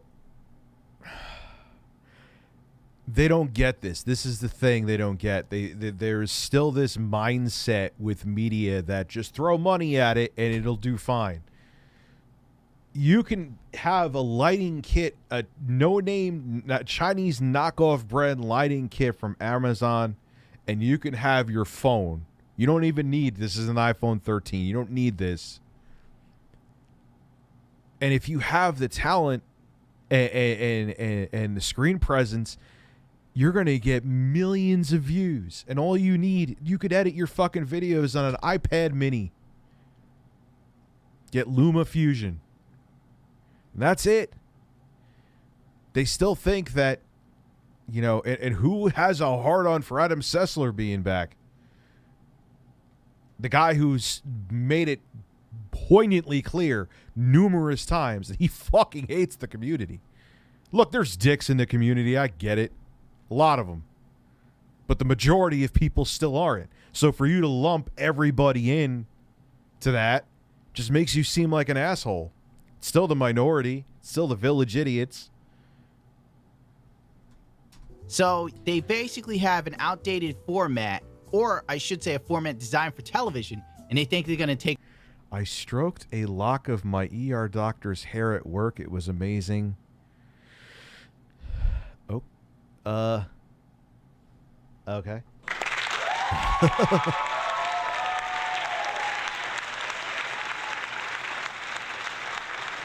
Take over Twitch with it, which hasn't really been going well.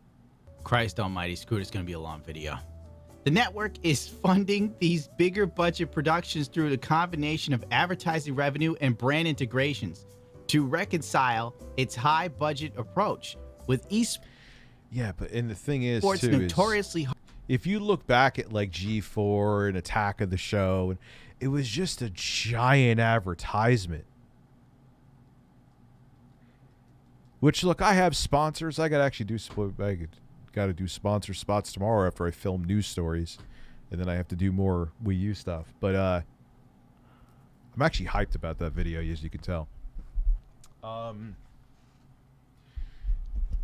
So I get to, like, you know, you got to have sponsors. Of course you do. It's part of this business, you know.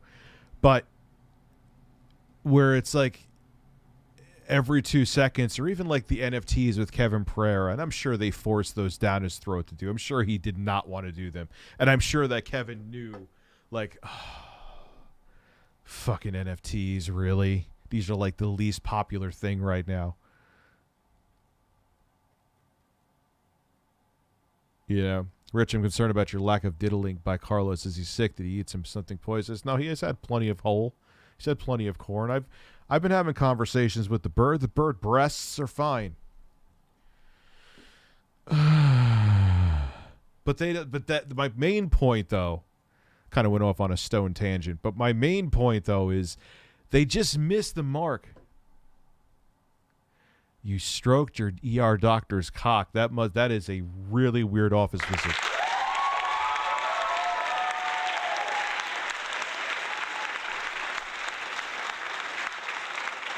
Is that there are more talented people. There is a flood of talent on this platform that are outdoing them with a mic, their smartphone, and a $20. I think LumaFusion's like 20-something bucks for the iPad. It's just a different time. It's just different, and you're not offering anything unique. Hard to monetize audience, Mama Russell explains that G4 is trying to rewrite how brands interact with gaming and esports programming. It gets better. Just stick with me here. It's a Gundam has a fetish for Mama Russell. That's why he's calling her Mama. Confirmed. Sexy Mama.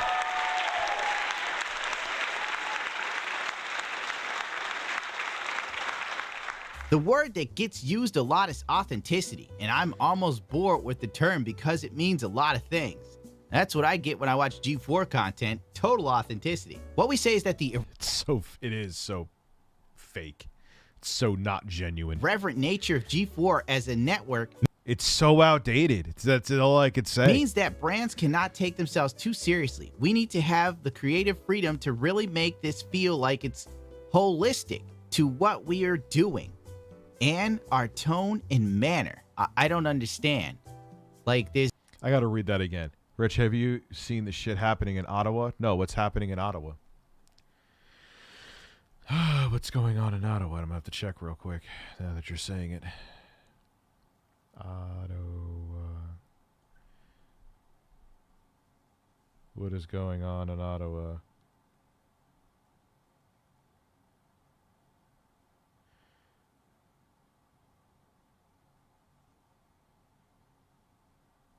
I gotta look into it. I saw the title. There's nothing here that feels irreverent or witty, you know, or holistic. Everything seems like a corporation trying to capture lightning in the word that gets used a lot is authenticity, and I'm almost bored with the term because it means a lot of things. What we say is that the irreverent nature of G4 as a network means the brands cannot take themselves too seriously. We need to have the creative freedom to really make this feel like it's holistic to what we're doing in our tone and matter, but it doesn't seem authentic at all. The bottle, and they can't seem to see it. On top of that, they hired a lot of talent not too many people know of or care for. It's actually asinine. Nothing personal. Yeah, like I've never heard of Indiana, but I'm sure a lot of people like, Rich, I never heard of you, and true. But I've never heard of Indiana Black before this. But these are bad decisions.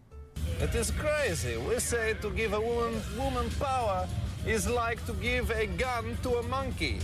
We have stopped doing that ever since the 1999 Astana Zoo massacre. Good for whoever's working in G4. Get the bag, because I don't think this is going to stick around. And if it does, it's not going to be doing well. It'll be on life support. So, for instance, instead of just having Pizza Hut logos things on, we created a character. His name is Rip Blazer. Wait, so for instance, instead of just having Pizza Hut logos on things, we created a character. His name is Rip Blazer, a pizza man we think from the future who appears in our programming and gives the audience an opportunity to get a QR code and potentially win free pizza. Jesus fucking Christ.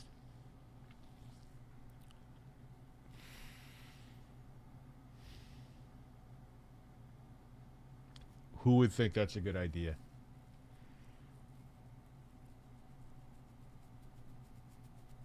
Wow. I'm just going to tattoo. G4, hire me. I will tattoo a QR code onto my ass that people could get free pizza with. I'll moon them every day.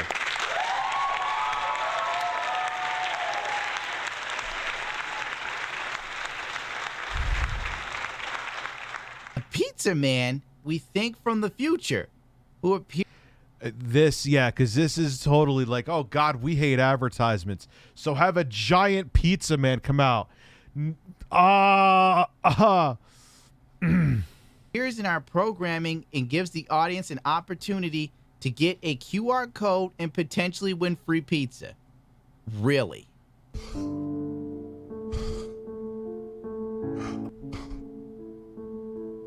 Oh, my God. He used Alex Jones. I like Really? It says it. Oh, my God. Rip G4. It's a channel that's going to die sooner than the CEO thinks. And it'll show up and try to sell you a crypto beefcake. Mama has no NFTs to sell. Birds. The CEO G4 did a very interesting technology partner thingy live stream where they talked about crap that it's really depressing. One thing she's definitely hell bent on is NFTs. And her approach to NFTs are exactly how most gaming companies approach NFTs. They're now trying to package it under the idea that you can make money by playing games. Yeah, the gaming industry wants to give us I'm so money tired back. of this. Get the out of here. What I love is as they talk about the NFTs that evolve over time. And I know you get excited by that. I do. I mean, here's an example. If you see on our Oh my God, NFTs. I hate NFTs. I wish NFTs were never fucking created. I can't stand them. I'm tired of talking about them. I'm no NFTs. Here, hopefully everybody also knows who Lionel Messi is. He's probably the world's most popular soccer player. This is an example of, let's say you get your Lionel Messi, and again, they're using what looks like a trading card because it's a very common, identifier in sports. I love you get your Lionel NFTs. card, and it has a certain value. Let's say right now, if I bought this as an NFT, I could go and sell it for $100. But let's say he plays a few games, scores many goals. The value of the card would literally, the card would visually change, and the value would change. So if I was smart enough to hold on to my Messi card, it could now be worth $400. What the fuck? If I choose to hang on to it, and then It's almost like gambling. I know you could argue that with cryptos, I get it. But why are you promoting this on a gaming website? No one wants this. Nobody. The proof is in the dislike to oblivion videos that every time anyone mentions an NFT, they are ridiculed into giving up on it. Yes, I'll give you an exploding fart because I got to piss too.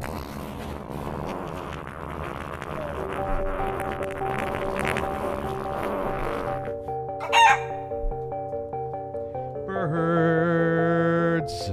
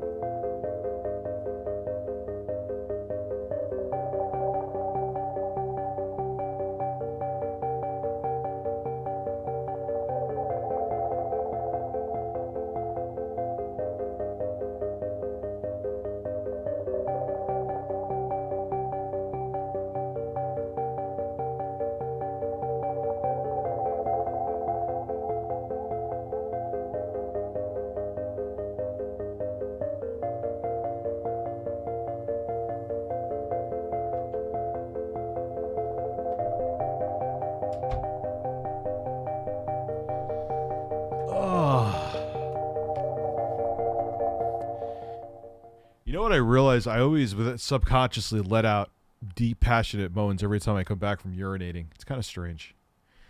It's really weird.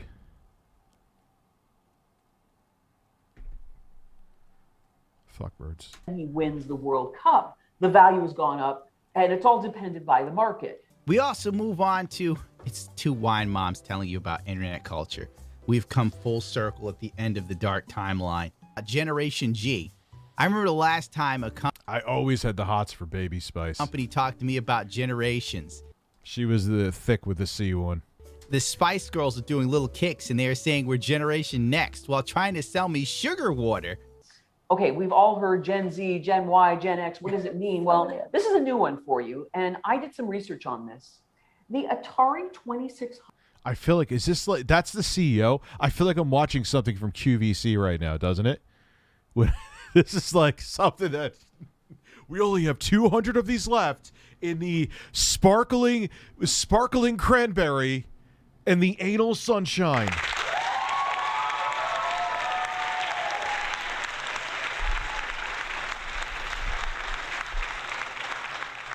Hi, Mary. You're on the phone with us at QVC. How are you? Do you see I'm on the fucking phone? Well, okay. Cut Mary off. Which was the first home gaming system. So remember, we all used to, in the 70s and early 80s, everyone was playing in arcades. Well, this was the first home console system, and it was really transformational in allowing people to play games, video games at home. Launched in 72. So let's just say we give it a few years to get This is literally, I think that is the CEO. This is QVC. This into is people's houses. What that implies is that everyone after 1981 is a gamer. That in some way, shape, or form, they were That's not true. exposed to and playing games. And this is massive because what we have is 40 years, 4 decades of people who have been in immersive worlds. Wow, I bet after that talk about Generation G for gamers really got you. Generation G. Oh, that is a good point. I totally missed that. Thank you, It's a Gundam. Generation G. Your juice is going. You're feeling the vibes. This woman is touching you. She can market to you. You feel she understands the culture we're in. Well, guess what? Generation G, Phoenix. Generation G. She, Mama Russell, is ready to tell us about the next step in gaming. We're going to take the physical world and meld it with the digital world. And we got digital world? Really, Stu? Yeah, it's real. It is that. Oh my God. This is what people are going to get higher education for, to make the word fucking phygital?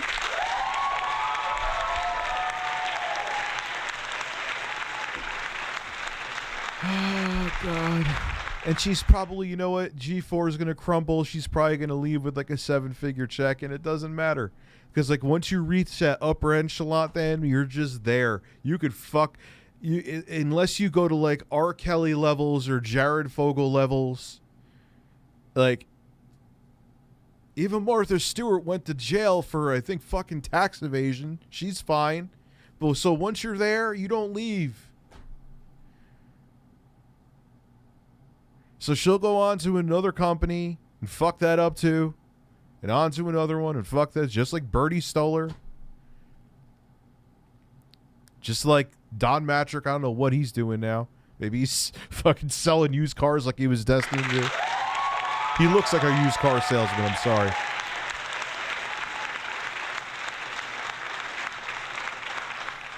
Why would I buy an NFT? But I could rip up money. But you could just do it. You have to light your fart to light your money on fire. See, I always wanted to light a fart, but I'm always afraid it would go up my asshole and burn my ass.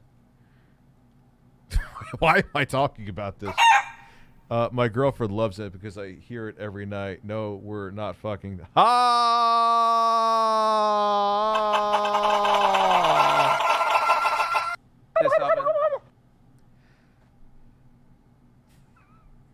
Imagine that dude from QVC. Him and his wife have like some kink fetish where he like dresses up like a giant turkey and she eats his ass. He's just like, oh honey, I got the turkey outfit on. Lick my butthole. Oh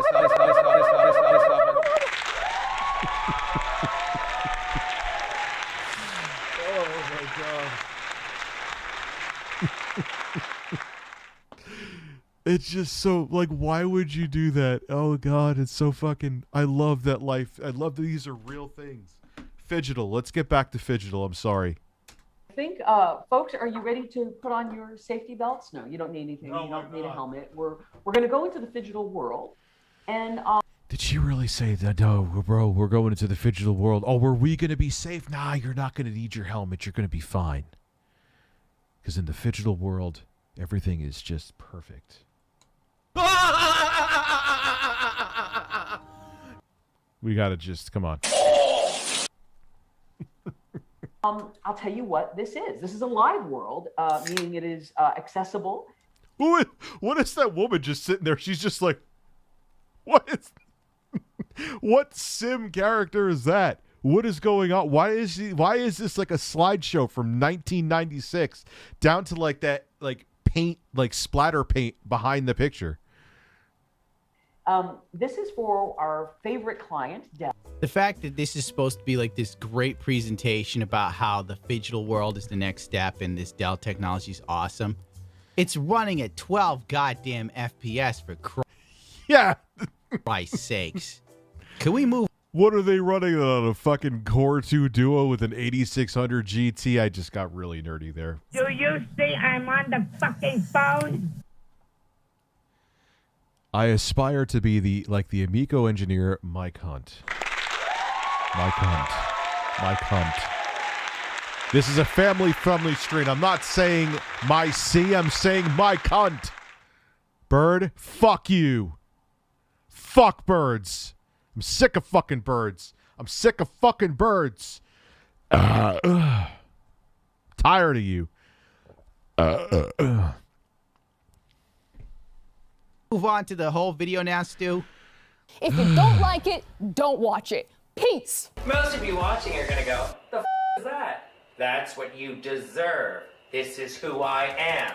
Attack!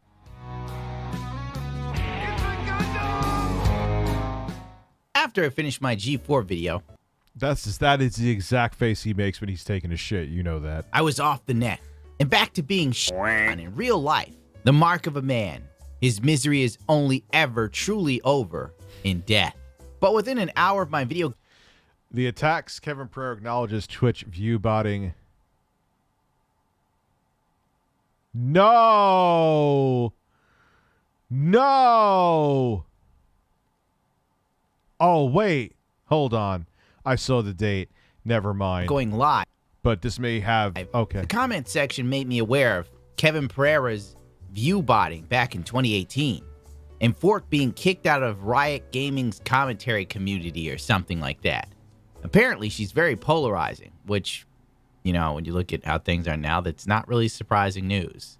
Gaming gets a really bad rap. It can be an incredible community, but it also can... God, she looks even more like fucking Machine Gun Kelly right there. Come on.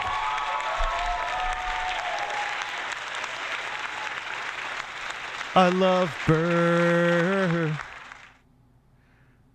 It's Jeffrey Tucker. Oh, you're back. I wonder what the hell happened to you. Can be one of the most vile, disgusting communities you've ever seen, and so... Everything is sexist, everything is racist, everything is homophobic, and you have to point it all out.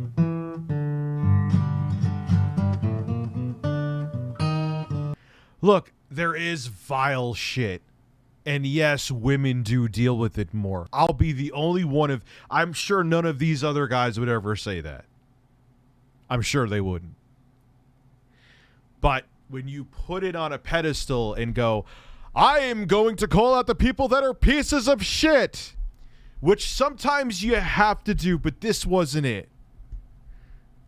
And when you bring up misinformation from the get-go, your point just kind of goes...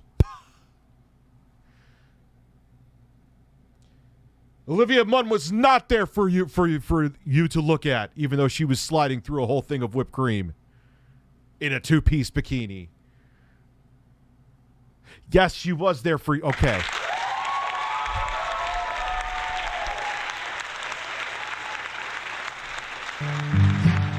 At the time of Kevin Pereira's Twitch view botting, he had a few things to say. I explicitly said I had nothing left to lose, and was very flippant about it, and said, well, a way to get discovered on the platform is to have a channel that's getting more views. He view botted? I have never, ever, and I haven't said this saying in a long time, swear on my kids, I have never view botted. I've never, don't they have like bots and shit too? Comment bots. People always I used to get accused of that. I'm like, why? Why the fuck would I do that? It's a fake view. Why would I want it anyway?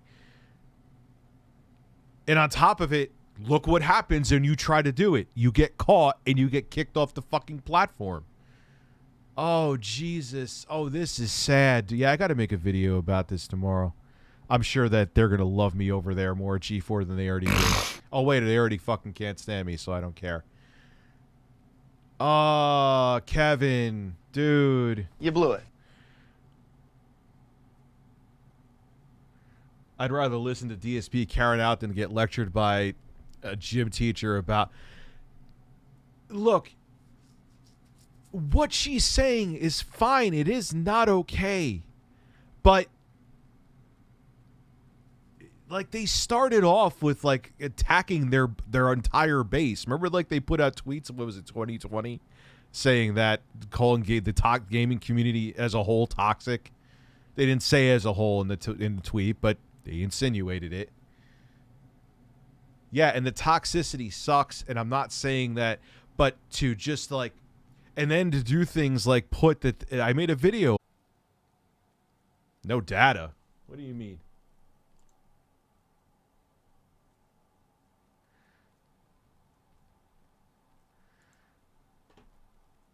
Could you imagine, that is some of that SJ dub, because even though I'm back, just refresh. It stopped for 2 seconds.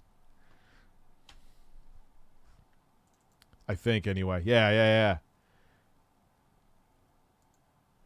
Let me make sure I'm back.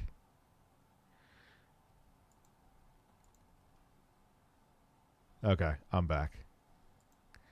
Pereira said, so instead of trying to make my content better or refocus my strategy, son of a bitch. Pereira said, so instead of trying to make the content better or refocus my strategy, with the limited time we had left, I decided to shortcut it and try to get some extra views on the channel. Pereira acknowledged that view botting means the Attack of the Show brand is pretty much done, that he would be shutting down everything, including the team's Patreon. I tried to save jobs, I really did, and I hope that in the end, that I didn't do any irreparable damage to the people's careers. That happened. I can't believe that. Now, at the time that people had told me... You do see that Walmart is now doing an NFT storefront like GameStop is trying, Blockbuster is becoming an NFT... Oh my, dude, I can't. What happened, dude? I lost 150 viewers. Is people still having issues with the stream? Fuck. About Kevin Pereira's view botting, I didn't really think much of it. I was already punched. The scream derped for 2 seconds too. It must have been a hard shutdown. Drunk from the cringe and low on mescaline. So it was off to my dealer, Kevin Nash's house. No, not the... That's a muscular man right there. Famous wrestler. Need more coke. It then hit me. The viewer discrepancy between Twitch and YouTube is actually staggering. I pointed it out briefly, but really look at it. Some videos, they were just miraculously getting 500,000 viewers. And they had, 300,000 followers? Oh, I'm going to have to talk. There's no fucking way. There's no fucking way. This all adds up. Come on. Come on. And I always thought that too. There's no way their fucking content is getting 500,000 views on Twitch. Like top tier Twitch streamers have a tough time doing that. Come on. Like it's so obvious. You don't need to. Birds, we're making a video on this tomorrow.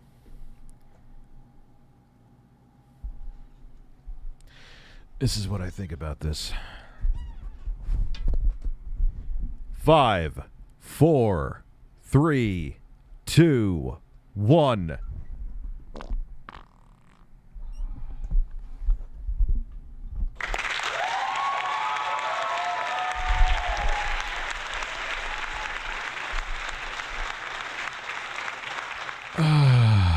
Oh man, that smells like a pumpkin you left outside a month after Halloween. Has an earthy, rotten butternut squash smell.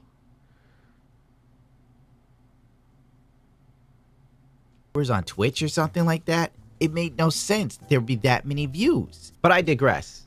The thumbnail looks like Patton Oswalt has transitioned into a woman while entering into a homosexual relationship with Andy Dick. So technically I would click this thumbnail because I will give the one thing he said there, Andy. It does look like Andy Dick. that's the energy it's giving me. You know, these are lean times for Andy Dick, baby. Dark Sea Death Hill.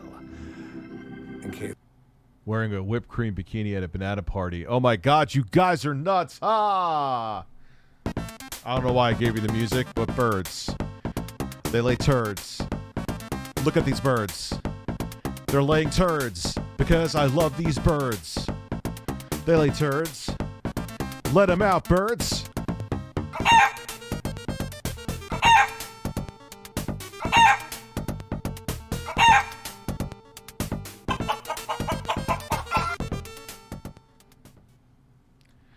Did all this happen? Yeah, it did. It's dude, it's fun. I love talking about this stuff. Does it get views too? Yes, of course. But do I enjoy talking about it? Oh, you're fucking right, I do. I get great joy in talking about it. The music is terrible. That's why I use it. Anybody's watching. Because people do watch my cameos, by the way. You spell it if you guys are on Twitch, which I am, but they kicked me off. But then I went back on, and they let me back on, which is weird. So I'm kind of like in limbo. But then you're ban evading, dude. Eventually they'll get you. On the YouTube page, it's like completely stagnant. In fact, almost dead. Anyone who's that popular on Twitch, the views usually carry over on YouTube as well. And don't forget, G4 has a brand deal with Twitch, so let that sink in as well. Twitch always takes care of its partners. Dear ladies and gentlemen, we come to the part of the program which is always my favorite because it means something. I mean, but even with the brand deal, like, are they, like... It's just a lot of views for, like, when Pokimane ain't getting those kind of fucking numbers. Todd Provolone Masucci. It's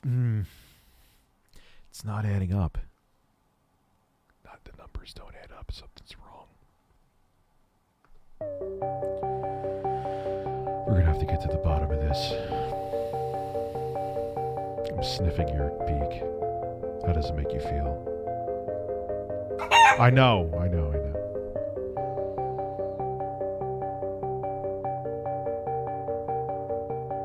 I have to fart, but I'm not going to do that. I'm not going to fart on you. I am not going to fart on you because I am a good man who takes care of his poultry. Don't tempt me.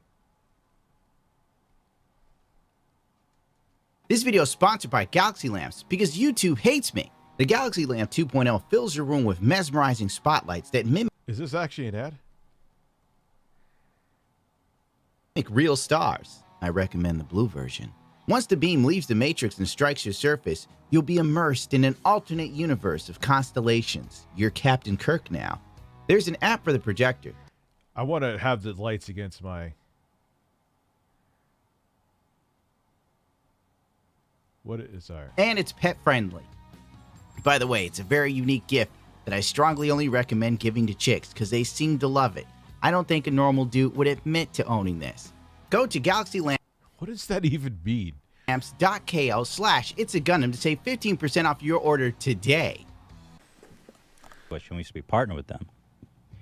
When we did our charity stream, Joey Salads came here, and he went down to the park across the street, and Justin Roiland pepper sprayed him in the face for charity, of course.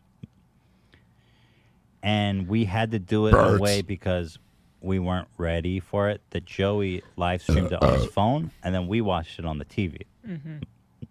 So Twitch suspended Joey's Twitch account, like immediately. but they didn't do anything to us. And I later spoke on the phone to my contact there, and he said, and I quote, that we give special treatment to our partners, to our big partners. Well, we take care of you. Oh my.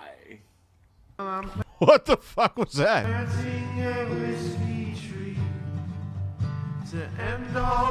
Oh, I know this game is rigged, man. I know this game is rigged. Yo, they could shut me off in a minute if they wanted to, and they could promote whoever they want to. Why do you think you ever just be baffled? I understand kids too, and kids like terrible shit. But you ever just wonder why someone's blowing up on whatever platform? Because, I mean, look, I'm proof that you don't have to be that and you could still garner a following. But you don't think that they're like, hey, this person's brand friendly, or hey, this person, we have a brand deal with them, push them to the front. Come on. And it's not just on Twitch, it happens everywhere. But after all that, I had no interest in making another video. I kind of wanted to be done and dusted with it. So, while I was out in a snowstorm, just plowing away, thinking about how miserable I was and how I wish I was doing music, Ryan at the Arcade Outpost was like a dog with a bone. He was all over a fork like my mother's all over a piece of chocolate cake. Geeks and Gamers was in the mix too. It was like Starsky and Hutch. What the fuck? They were hunting down the well-known drug kingpin, Muncher. Stu, can we make that joke? Now, the Arcade Outpost went hard on the whole view-botting angle, which admittedly could be a possibility. Because who in the world would watch this? Unironically. No, really, I'm serious. Who would watch this? You're gonna watch it, because I had to watch it. You hear that, Fee? Your face. Yes. Reputation is growing. I've been diligently spreading the rumors. No, truth. Spreading the truth. Good for you. Yeah, it was just another night. Oh, God. Oh, wow. Yeah. You do that often? Excuse me? You do that often? You satisfy women to their utmost pleasure? Yes, we do that. We do that often. I try. You try? Yeah. What the fuck am I even watching? Hi, I'm Ollie. Sad. Very sad. It's you right here and now because I do not know how many people you have aboard the Hyena. Fearsome vessel that it is. Would be a shame if something were to happen to it. Your boss may be able to do something to me, but this ship, as you call it, can't do a damn Thought that was Freddie Prinze Jr. for a second. thing to the Hyena, nor can any other What the fuck is going on? What is going on? ship in these waters. They expect me not to make numerous videos on this shit? How could I not? It would be a disservice to myself and the people that subscribe to me not talking about this. Why is he standing like that? It is a mixture between he got kicked in the balls and taking a shit.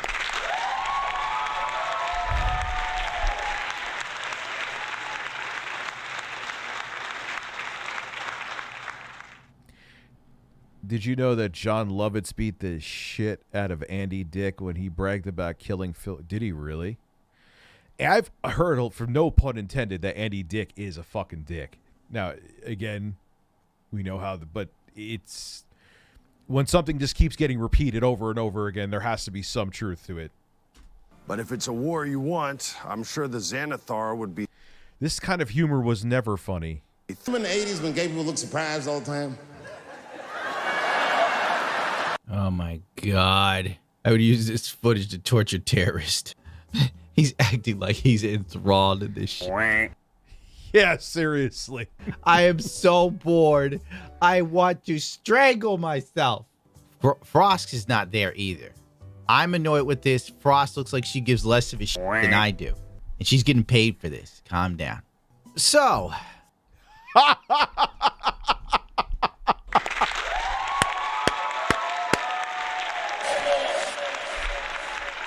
You win. Perfect. Yes. Yes. Oh my God.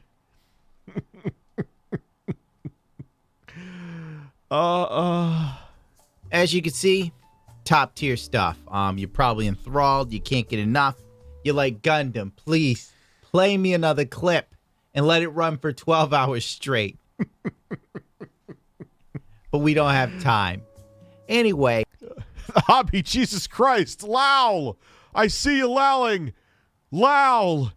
All the members of Geeks and Gamers have been banned. Oh, wow. Look at those views. Before they're getting 30K views for the D&D night. Now it's 1,500. That's a pretty... Yeah, because people realize that it's big shit. drop off.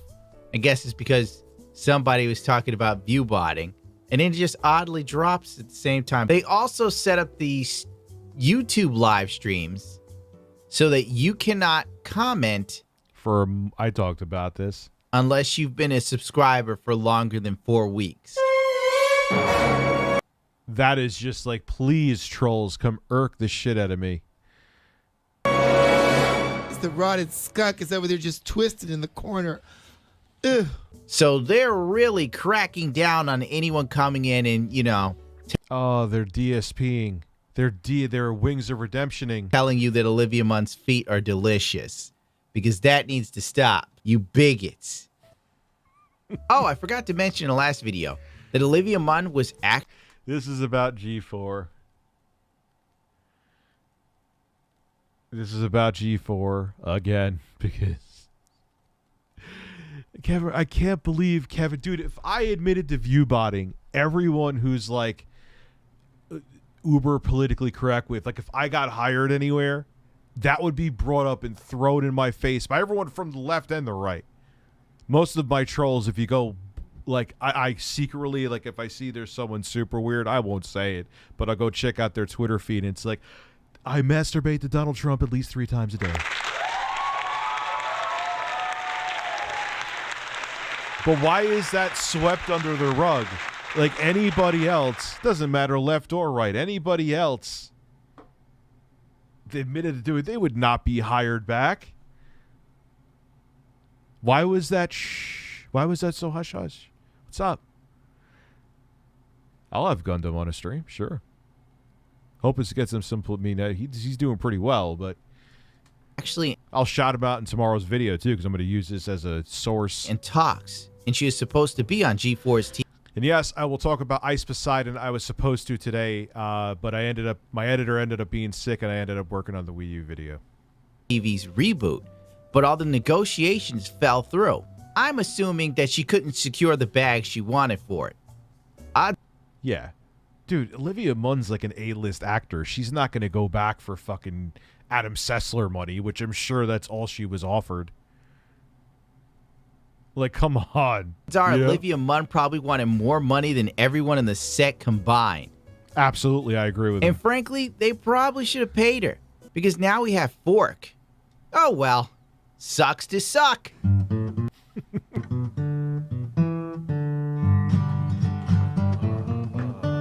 God, I love birds.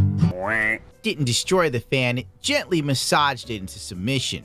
Fork was doing victory laps around Twitter like Rocky Balboa from Rocky 2, as game journalists and other clout chasers ran behind her, cheering as loudly as possible. There you go, folks. The founder, owner of Geeks Gamers, and the reason I'm now being bombarded with shit from arseholes with 6 followers.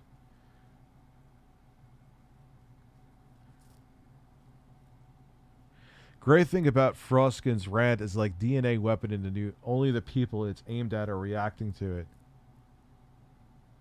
I'm proof that that's factually fucking wrong, you dumbass.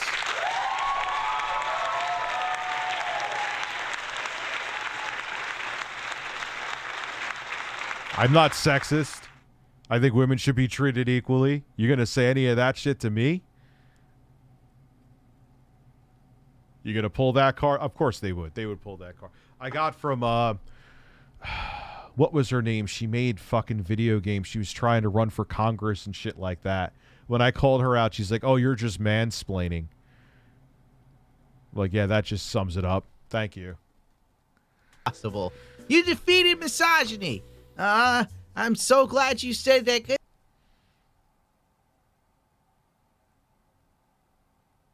Because it needed to be said. It's not that we haven't. I work with Mike. Why does he look like he's getting his prostate checked while he's taking that with his? It's like his beard exploded when the doctor fisted him. It was like down and tamed, and then the fingers went up his ass, and then Adam Sessler was like, "Whoa!" That beard. Heard it 100,000 times since. I have just arrived, and I wanted to say that I appreciate Foreskin and her willingness to speak on the things she believes in. It is an honor to have you. Yes, because nothing better than, virtue signaling, when you're trying to be and again, if you don't want to have the whip, I get it. Times change. You don't want Olivia Munn sliding through whipped cream. That's fine. It's a little different. Get it. That's fine. But doing this when you're just supposed to be about gaming, I'm just an asshole on the internet. You're not. You're supposed to be the you're bringing back G4 in gaming. 2016. My God. I was even tagged in one of the arguments under the timeline of Fork. They gave him the fruit punch. Typical white knight showed up and dismissed my video as, and I quote, clickbait.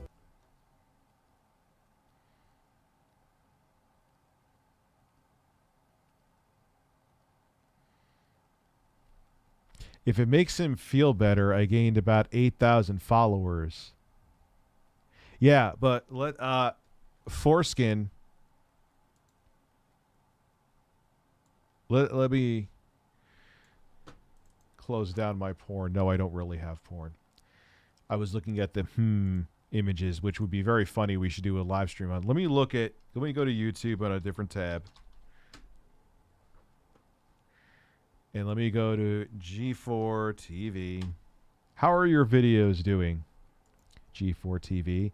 These are numbers right from your page.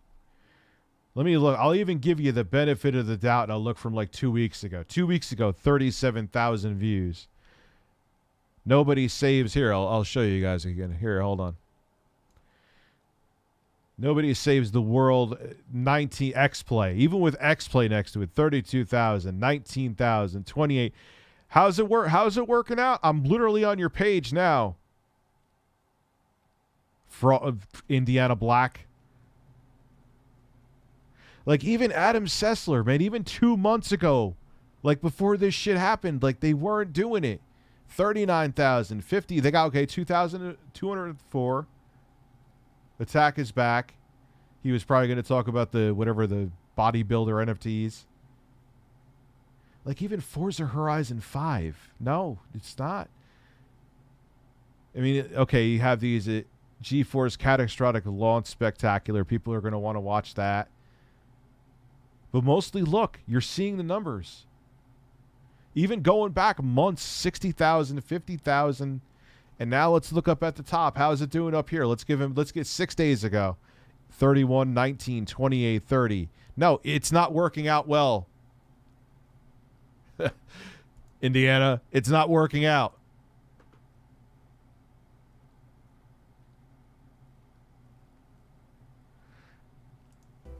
The irony of this interaction was he accused a guy who linked my video of being... And I was right on their page. Is she going to refute her own numbers? Biased. And he himself didn't bother to watch my video and just called it clickbait. You gotta love progressives. Fork touted that she had over 8,000... Don't lump everyone who's left-leaning that they're like this, because I'm not like this. It's a Gundam. I'm not like this. Plus new followers. And she was making fat... Yeah, let's compare those numbers to a woman girlfriend reviews. Yeah, I watch her stuff. Like, come on, man. Like, Dax. While G4 was losing. I mean, you Rich, you have double the subscriber base for them. You should be doing even better. Yeah, I agree with, but you have big corporate backing, and my videos still outperform yours. I'm not trying to pull a quartering because every time I have a debate with him, he's like, "Well, look at my sub numbers." That's great, dude. Congratulations. But I don't know. Like, stop. But if you're talking about numbers and your growth, I'm going to refute them, and I just showed evidence literally in, 1080p, but I'll say 4K. Losing subscribers. This Twitter timeline was no different. She literally repeated herself yet again with the same sort of victory tweet. By the way, she deleted her whole timeline, so can't find anything.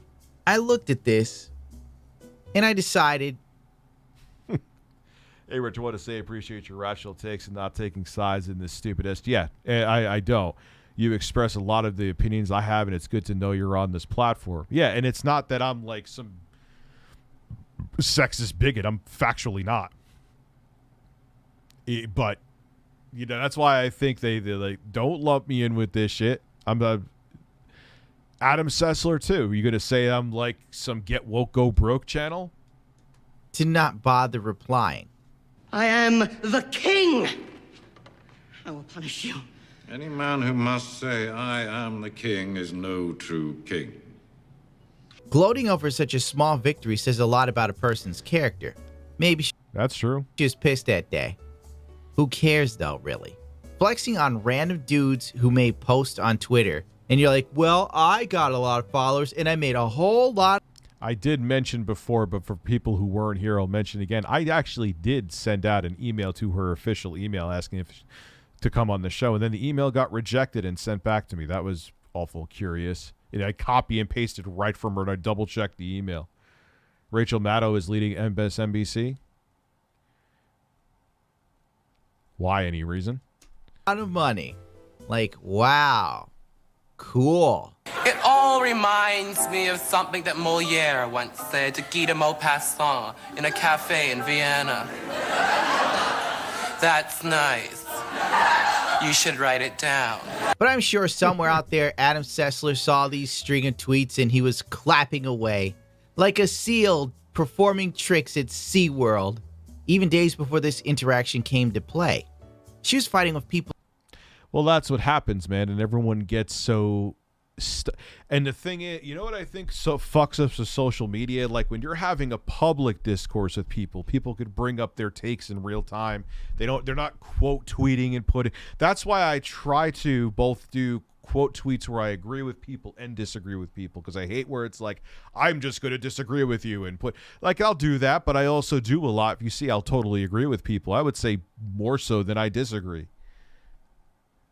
But the thing is, what I think what happens is we become so fucking hive-minded, and like, because social media, we just like side with people on our side and just want an echo chamber, that it just gets out of control. On Reddit.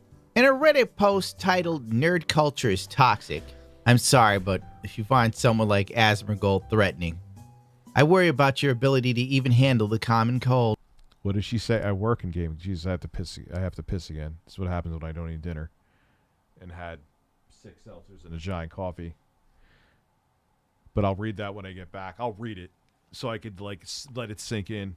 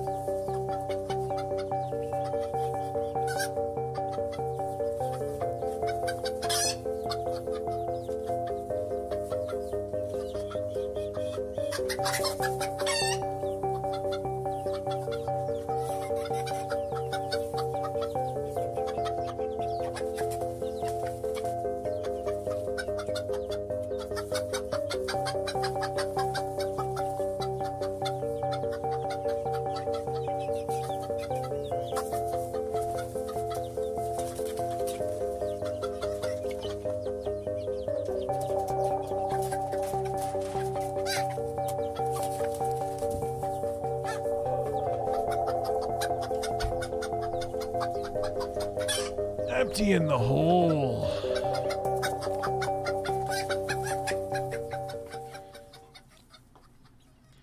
I work in gaming. I'm currently having multiple YouTubers send their followers after me on every platform, this one included. I sure as fuck ain't sending anyone after you, nor I would ever condone that. And I don't just say that like a flaccid, like the beardening, where, you know, he acts the exact opposite of what he says in his YouTube videos. Like, I wouldn't do that. Panel to rant about something that annoyed them in the gaming within a 2-hour. They believe I retaliated because I have been lying and spreading about exclusive releases since I mistakenly said Hogwarts wasn't exclusive. I think I actually asked if it was brought it up. I can't quite remember. It's been an absolute shit show, and my DMs and emails look like an Xbox Live lobby, but the absolute disconnect of me calling out sexism and then them being incredibly sexist to me is pretty funny. But who do you think is going to come after you? And there's going to be people who are going to purposely say things to rile you up. And because you're saying those things, people like me and It's a Gundam are going to make videos about the dumbassery. You don't, dude, I get shit in my inbox as a guy enough. Like, it's just, unfortunately, look, there needs to be obviously tools and things put in place to stop some of it, but doing 4 weeks as a member to talk in the stream is not the solution. This is not the solution. You're just accelerating it with what you're doing. Of course they're going to. Who do you think is going to come after you? Do you think the people are going to say... No, it's going to be the freaks in the fucking DMs that are still like, why? How do you not? But how old is she? She's probably like 26 or something, right? She doesn't get it yet. That, like, you can't... You're trying, like someone had said again, I love it because it's like trying to stomp out cockroaches. You get one, there's 10,000 more. But all jokes aside, Fork had this to say. I can personally create a 90. I put in a magnet and it only goes so far. Well, congratulations on having a gigantic cock. Birds. Working game. I'm currently having multiple YouTubers send their followers after me. On every platform. This one included, because I did a 3-minute segment on sexism that asked the panel to rant about something that annoyed them in gaming within a 2-hour show. They believe I retaliated because I've been lying and spreading misinformation. Well, I'll say she wasn't lying. She was just ignorant. You can't really call it lying. She just didn't know. Yeah, it was just, dude, it happens. No one cares that, like, you get over it, man. I've made mistakes in videos. You own up to it, you move on, and then you just do better next time. Like, all right, you had a bad take. Who cares? I've had bad takes in gaming, like, every day almost. If anything, Fork probably doesn't know that much about gaming outside of things she's genuinely interested in. In that clip that I showed in the last video, not doing it again, you can check it out there. She didn't know what the hell she was talking about. And technically, you can't hold it against a woman that doesn't know what the hell she's talking about. And if you're a heterosexual man, you know what I'm talking about. It's just... What does it even mean? Women don't know about technology? Hoping he's joking. That's a stupid take. Sometimes women can't admit they don't know something. You know, it's just like they can't. It's like something in their DNA. Bro, I know plenty of dudes who have to know. They just have to say that they know more than you. That's not just a woman thing. I know more dudes that are actually like that. That I will say. No, it means the rubber hangs down after a short length. Oh, so you have a small penis then. Well, congratulations. We're in the same club. And it's wired that she cannot admit that she's wrong or doesn't know. It's 1080p, 60 FPS on the Series X, too. And this isn't about Fork. This is just my personal life and experience that is like leaking into this video right now. It's like you don't know. So shut up. You don't know. You're talking out of your ass. And don't even give me these platitudes about manifestation and all this other crap. All right? I'm trying to... No. I'm sorry. I'm sorry, everyone. Anyway, Fork just did know. That was the problem. About exclusive releases, since I mistakenly said Hogwarts Legacy was an exclusive release, I think I actually asked if it was or bought it up. I can't quite remember. No, girl, you didn't do that. You could have easily watched. Yeah, a little too much generalization for me too. Yeah. You know, that he kind of loses me with that. And by kind of, he loses me completely with that. Your own. I mean, I'll watch his stuff and enjoy it, but I'm just going to disagree with him on that. You know what I mean? Video and checked yourself. But whatever. Maybe she didn't remember. You know, I take it back. She probably didn't. I don't remember what the hell I said even a day ago. Unless it's important. It's been an absolute show. And my DMs and emails look like an Xbox Live lobby. But I could see if they got like 1080p 120 for Dying Light. That it just kind of shocks me. Just 1080p 60 for performance mode.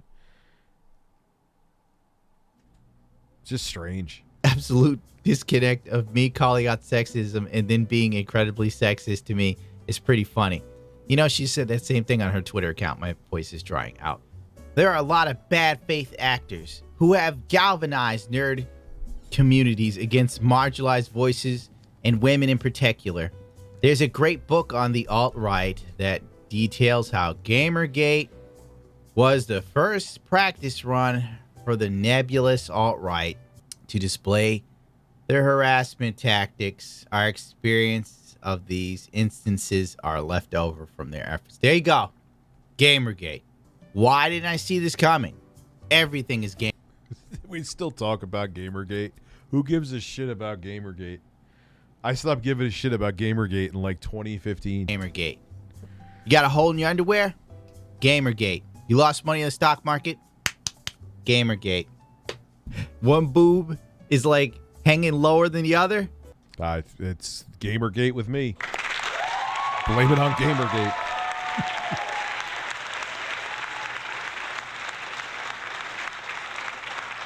Toxic masculinity and Gamergate did it to you, ladies. I haven't seen a single YouTuber send a follower after her. And I've seen a lot of videos on G4 recently. Were there too many videos made? One can argue that's true. But the emphasis was overall that, let's face it, G4 didn't want a certain type of people. They were very antagonistic towards anyone that was a Trump supporter. Hell, Frost said it herself. If you're a Trump supporter, I don't want you as a fan. It's kind of amazing. All my Republican relatives, or I wish they would die, I think Adam Sussler said. JFK. Dude, a Gamergate is just completely dead. The only one who's like on the right talking about it is like fucking Sargon of Akkad. Like I don't even know to. I remember the whole thing with like I forgot what her name was. She made a game and it got all this praise, and they found out that she was like sleeping with people that praised the game. It was a whole shit show, you know. And the argument can be made with Gamergate is that it really was more so about they wanted integrity with gaming journalism. But then Zoe Quinn made it about, you know, I'm a woman and people were attacking me, which I'm sure some people did attack her for those reasons because there are the fucking weirdos out there. But no, it was more so about this shit game got all this praise and no one gets why, because it's shit. Amazing that she doesn't see that this galvanizes people. She doesn't see the things she said were toxic towards the gaming community. Frankly, all she had to do was shut up. You know, she could have did her like rant about game. BK sandwich is too much sauce, Gamergate. That's a Phil should blame gamers, and then that was it. Never address it again. Don't fight with people. Don't keep the ball rolling. The fuck is he playing? That's all she had to do. And people would have forgotten in a couple months. But frankly, Doing it on G4 when most of the people who watch this show want to recapture some sort of nostalgia, not a good move. That Reddit post was just as disingenuous as Kathy Griffin running around and coming back after Biden is president. Hey, techie smarty pants followers, do you think that what happened with my Trump photo scandal being such an intentional overblown outrage could have just been because of this Gamergate thing? Oh, God, she even tried to bring the Gamergate thing. I actually called her out when she did that beheading shit. Made a video on it. Dude, oh, Kathy Griffin, go away. And then sitting there and saying something ridiculous. Hey, techie smarty pants followers of mine. Do you think what happened with my Trump photo scandal being such an international overblown outrage could have been because of this Gamergate thing I'm learning about? No. Here's what it was. It wasn't funny. And I don't even like Trump. I couldn't care less about him. You're just not funny. That's what it was. You went out there, you hung your balls out, and people said, ew. Well, you put up a picture that looked eerily similar to a decapitated version of, at the time, the current president. It's not going to sit well with many people. I don't like Trump either, but I thought that was an awful fucking idea. I can't stand Trump. That was it. And you got roasted. It wasn't about Gamergate. You just suck. It's over, Kathy. It's not 1990 anymore. It's game over, baby cakes. I agree, Take Darby. your money and go live on a beach somewhere. It's over. Now, nobody not finding her funny and interesting? Gamergate. We got it. Kathy Griffin's comedy career is over. It just is amazing, though. I will give him, minus the long tangent, that like, stop with, no one's talking about Gamergate. Nobody. Gamergate. Women.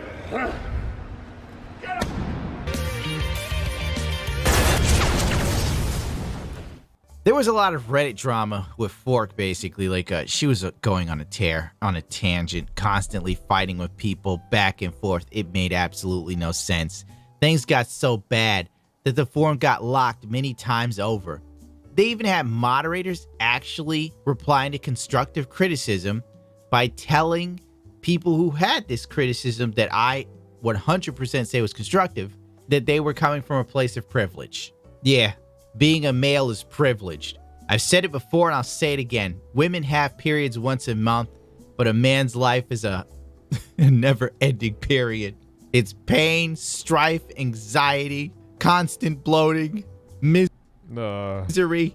But then some butt nugget on the internet with a degree for writing that reviews video games poorly and demands an easy mode tells you you're privileged.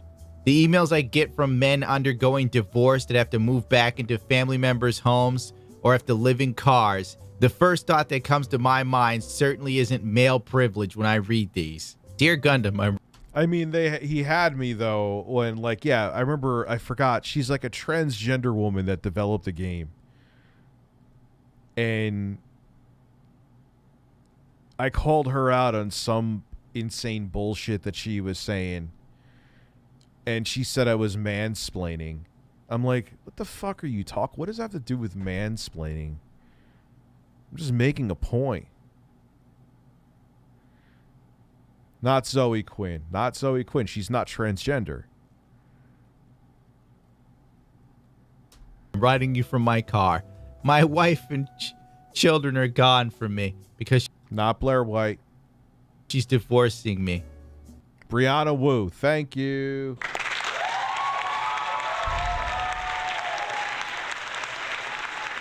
And then he writes next, thankfully my male privilege has allowed me a can of soup. Anyway, anyone who disagreed or offered any level of dissent or constructive criticism was censored on the Reddit. Red mod deleted, blue user deleted. Yes, some comments might have actually been trollish, but the vast majority were not. But in this day and age, the only time you can tell a cis woman she's privileged or she's off the mark and get away with it is if you're a trans woman. But here's a link from Lunar Archivist. You can see it yourself. Just look at this. Jesus. It's like actually crazy. The level of censorship. Everything red was moderated. Everything blue, the person deleted themselves. The only things you really actually see that stay up are messages that just tell Fork she's the greatest thing to ever happen. Everything else, gone. Someone makes a good point. Nope, you gotta go. Shame. And look, man, I get toxic shit in my comments all the time. I always find it funny. I don't delete anything either. I can't remember the last time I deleted a content. It's probably been like almost 10 years, literally. Maybe there's like one time where someone put an address or something I forgot, but I think it's been that long. Someone has a gotcha on me with that, and I'm remembering the wrong time, whatever. I don't delete comments. And like people, I see them literally on my phone. I'll get you have a new YouTube notification. Why are you deleting my comments? I'm like, I didn't fucking know you commented anything until now.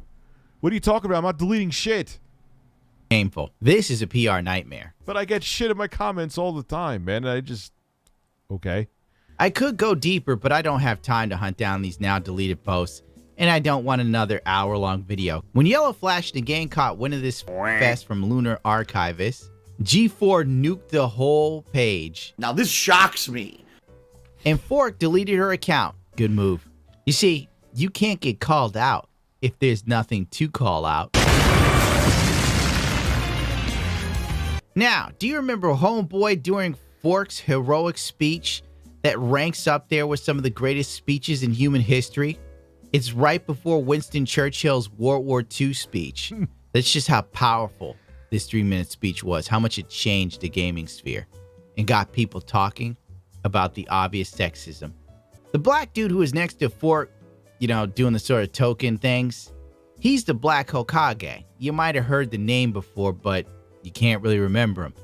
His star on YouTube has really waned in recent years. Well, RK Outpost and Geeks and Gamers have exposed him for his hypocrisy. Been expected that you can talk about how much you jerked off to women as a compliment. It's not a compliment. Added a hot tub streamer category. Uh-huh. How you think about that? I mean, cool. It's separated by category now, so it's easier to find. I be watching naked. Are we on the same website? Yeah, no. Well, what does the website have to do with me watching naked? Oh, you were watching naked. Yeah, I be watching naked with nothing but my Timbs on.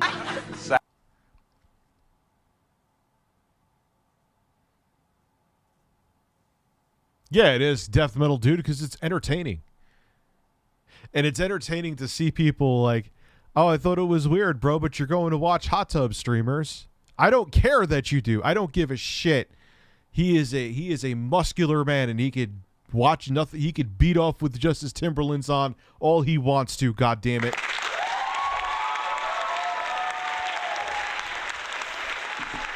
But I get it though. His YouTube channel was dead, so they probably offered him a gig. He's like, I'm jumping in. Sassy anyone? It's dehumanizing and it's weird. Women do not exist to be nice on the eyes for you. Morgan Webb, The damning thing here that I'm making a video on is the whole thing with Kevin Pereira, because that says a lot. Doesn't matter it happened a few years ago. It ties into this. Olivia Munn did not exist to be nice on the eyes for you. They did exist on that platform for that reason. They did. That is a fact. The most progressives on the planet, male and female, will tell you that. You think I'm just what would they call me, a cis? I don't even know what that means. White male, white privilege male. Fine. Go ask a progressive then. Go ask a transgender woman. Do you think that Olivia Munn and Morgan Webb were on there on G4 to be easy on the eyes? I guarantee you they would say yes. Anyone with common sense would say yes. So you are wrong, Machine Gun Kelly.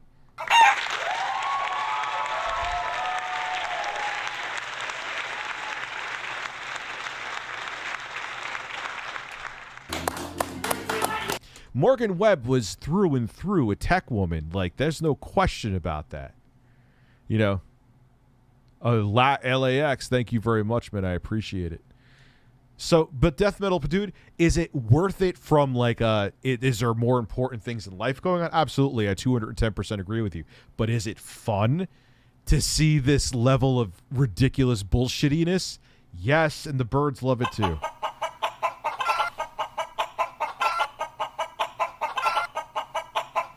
You're getting Grandpa excited.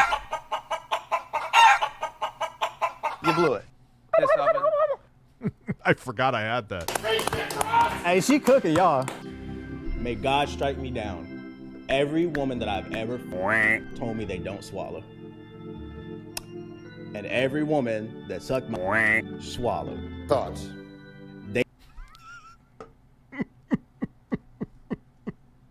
I thought you... it's weird! It's weird! Let me talk to you about coming in girls' mouths on my live stream.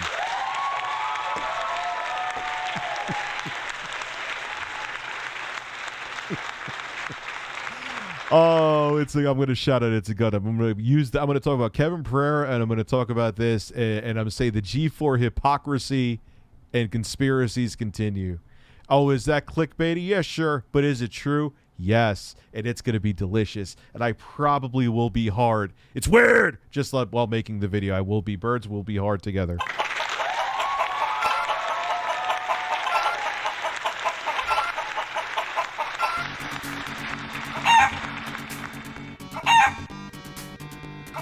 Okay, I'll stop. I know I'm being an asshole now. I'm sorry. I'm sorry. I'm sorry. They be lying, bro. They be lying. Because you know what? You know what? You tell them, be like, nah, I like swallow. It's weird. What? Hey, I gotta son, why do all white lesbians look like Barney Rubble from the Flintstones? What? What? What? Could you imagine if I said that? This is where, look, I'm just going to say it. This is where there's like, he could, because he's a black dude, he could say, that's not okay to say. It doesn't matter, you're white or black. Why? If I said that, I would have I would probably get my YouTube channels demonetized. I would be shut down. There would be Dexerto articles, and you would have everyone at Kotaku with a hard on talking about the fact that my channel was shut down because of the horrid thing I said about the LGBTQ community. Why does he get that pass? What's the difference? It's weird.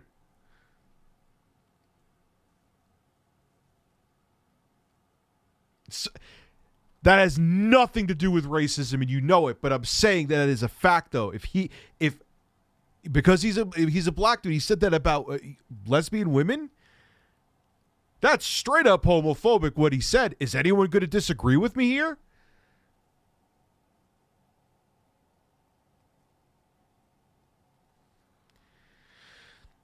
And there's irony there too. Yes. Like, as you're sitting next to Indiana Black, it's a long time ago. I get it. Okay. There's something that has to be said. There are stupid shit that I've said a decade ago I would never say now. But you can't be in a pedestal and make it like you've never done it. See, I own up to my shit. You think he's going to own up to any of this? Maron. That is the real thing. Snatched. Frankly, I don't care he said it. I just found it funny that, like... Yeah, that's the thing. I don't care he said it either. Look, it is what it is. You could go back in my history and I've said things that are offensive and I fucked up and own up to them. But I don't also go on a soapbox and act like I'm holier than thou. It's weird. He's going to sit there and he acts like he's on this moral high road. And that's what I'm saying. You're doing something similar at times. I've never strongly agreed and strongly disagreed with you send me on an emotional roller coaster, It's a Gundam, I'll still support you though, because I actually have a set of balls and a spine. Times there, my dude. You see, you got to be honest with people up front. I'm a piece of shit. At some point, you're probably going to dislike me. Yeah, we're also on that page too.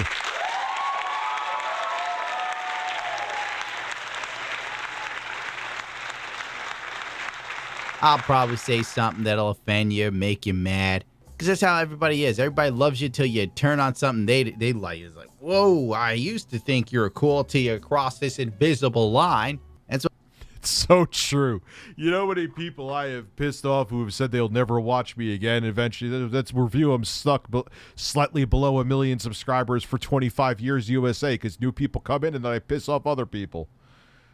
But I'm letting you know now it's coming. And when it does, you can sit there and go, well, he told me. The next day, you have to have a super nuclearly bad take for me to stop watching you, and you have to maybe do it at least like 4 times plus. Fork took to Twitter. She was taking the fight to the bad faith actors and YouTube drama farmers. She was like Miss Marvel, I tell you. She swooped right in and she kicked toxic masculinity right in the balls by using toxic femininity. What a sexually dubious Chad move. Did you know that she calls herself the female Brad Pitt? Or the Brad Pitt of lesbians or something like that? To all these drama farming YouTubers, you can always reach out to my agent if you'd like to schedule a discussion. I did. What a hero. They won't do it, Fork. Of course not. But the avenue is there, and I'll gladly do it pro bono. I sent the email and got a return. Copy and pasted. Look at her.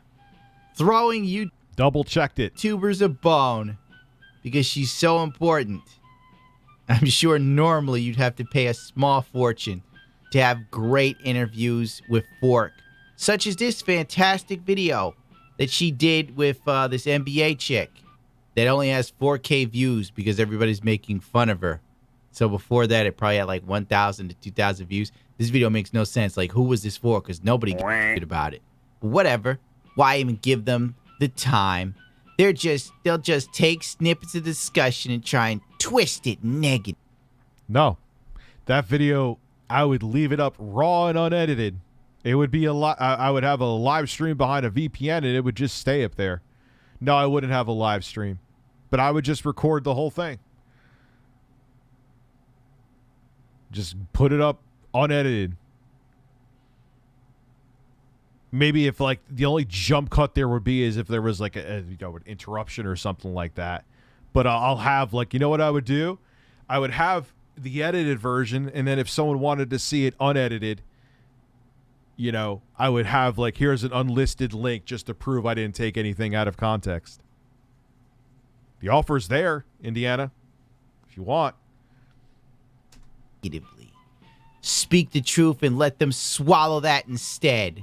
Oh my God. How do you feel about Mr. Garfield? Yes, I love playing bitches, and I was a bitch in that.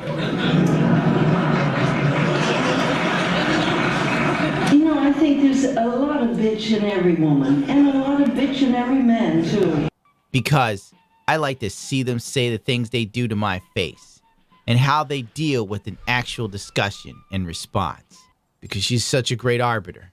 I saw her in D&D. I was floored. I was deeply moved. I wept as her character did something. Fork was strutting her stuff on Twitter like Tom Jones during 1965 concert era, with an echo chamber that reaffirmed her beliefs. But there was one flaw in this plan.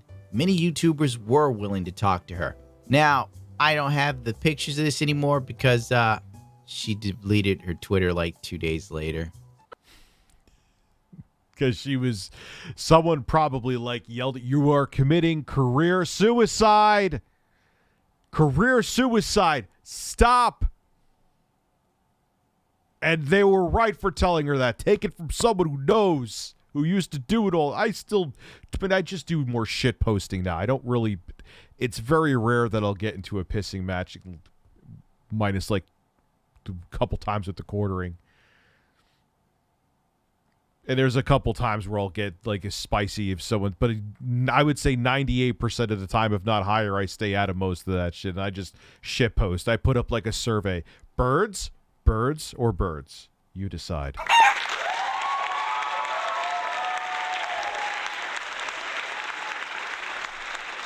Yeah, but that was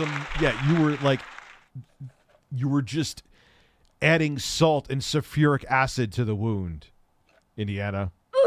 But from what I remember seeing, Nerdrotic was there, Geeks and Gamers, the quartering. God, there was just so many people in the comments looking for it to happen. Then Fork put up. I was late to the party because Googlefish told me the next day, but I did send him email out, and it did get returned to me, like I reiterated 8 billion fucking times. Not a fake email for people to contact her agent. Ironically, the trolls found her agent's real email, and hilarity ensued. See, what I don't understand about all this is, it seems like she keeps throwing gasoline on the fire whenever it starts to dim. Geeks and Gamers talked about the tweets right before she deleted them on Tuesday night's main event. I forgot the name, but can't even remember my own birthday, so don't take it personal, GG. Now, as I said before, Fork just out of nowhere wiped her entire Twitter clean, which took everybody by surprise. Like, you know, she's sitting there, she's challenging people to debate her and whatnot. And she was only going to go on the biggest YouTubers' channels because it's about PR more than anything else. Although I should have just tweeted whoops. That would have been much funnier. Cleaned out socials and got several messages asking if I was hacked. All is well. I just had it for close to forever and decided on a spring cleaning, poop jokes returning. Well, thank God the poop jokes are returning. That to me is just like her Reddit account, where it was full of incriminating shit that showed her inability to grow as a person, take any level of constructive criticism, and function like, you know, normally. Like, whenever anyone said anything that wasn't praise on that G4 Reddit, she just went back at the person like they were some sort of troll or scumbag or telling they were talking from a place of privilege or alt-right this, feminism that. And it was just like, and if you've seen Fork's tweets before, they came off bad. Who tells half the country to go f themselves? You know, it's like, if you're a Trump supporter, I don't want you as a fan. That's not the move to make. Do you see my point?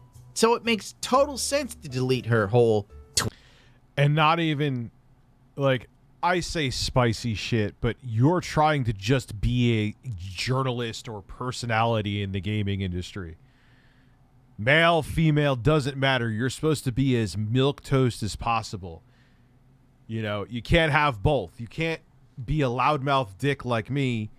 You know, I know my mouth gets me in trouble on my main channel, but, you know, the live streams help me ride out the waves of that too. And it is what I've been known forever, since before it was ReviewTechUSA, as the guy who talked about everything. I've been saying this, but again, you're trying to be like gaming, whatever, MLG, journalist, personality, Machine Gun Kelly impersonator. You're like, your job is to play, not saying to, but if you want to get rid of the trolls or you want to report them behind the scenes, don't make a big spectacle about it. But you can't want to be in this industry and garner to as big of an audience as possible and then just put up this super divisive political shit. You can't have both. It's like the folks at G4 don't care about video games at all and just want to use the platform to spit their Yeah, dude, Adam Sessler, it's made it obvious publicly he doesn't give a shit. Like, he hates this industry. Twitter. That's why he's at home with his C920 webcam clapping like a seal. Timeline. Fork just hid her incriminating evidence. She was better at it than Hunter Biden's. Now, admittedly, in the past, I've deleted my tweets before too, because it was me just having pissing matches with people all the time, and I'm like, I gotta stop this shit. Once I learned, I deleted them because it was like, just shit post, dude. Like, why are you fighting with these fucking idiots on the internet for like 8,000 tweets? And man, I couldn't help myself. It's so weird. I want to go back in time and smack the shit out of me, bird. Stuffing drugs up his ass at the airport. This requires a revision because things just keep changing. Nothing is static. The Quartering and Vito were going to get interviews with Fork, but not flexing. Well, you always flex with your numbers. He always does that like subliminal flex. Every time I watch a Quartering video, he's showing Social Blade of his numbers against someone else's. Maybe that just so happens to be the videos that I'm watching. And usually I don't watch his shit. I watch it like someone's like, hey, Rich, a Quartering made a video about something, and we watch it. But the past couple times, maybe it just so happens to be those videos, he's showing his Social Blade stats compared to another channel. then all hell sort of broke loose. The commentary community had a slight civil war that lasted literally 6 hours, maybe 7. Who the hell knows? I cannot believe this. Yellow Flash and the Quartering had a spat live on the air. You can find it on Yellow Flash's live stream secondary channel that I can't remember the name of, but it was pretty funny. The Quartering rolled in drunk and everybody was just... Oh, that's a shocker.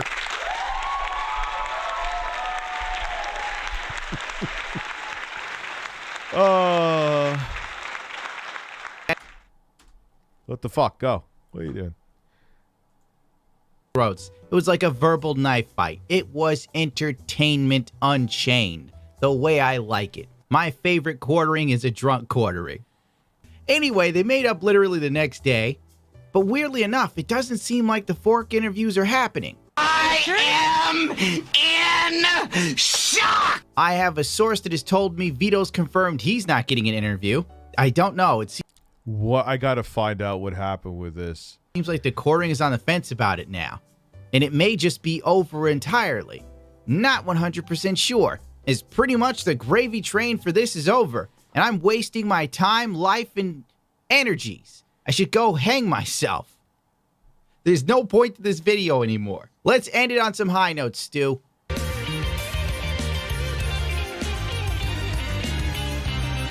As we wind down, let's talk about GeForce D&D show again. They brought on Freddie Prinze Jr. It was Freddie Prinze Jr. Or was it? Guy that gamers love. Last time I saw something from Freddie Prinze Jr., he was getting ratioed by Az.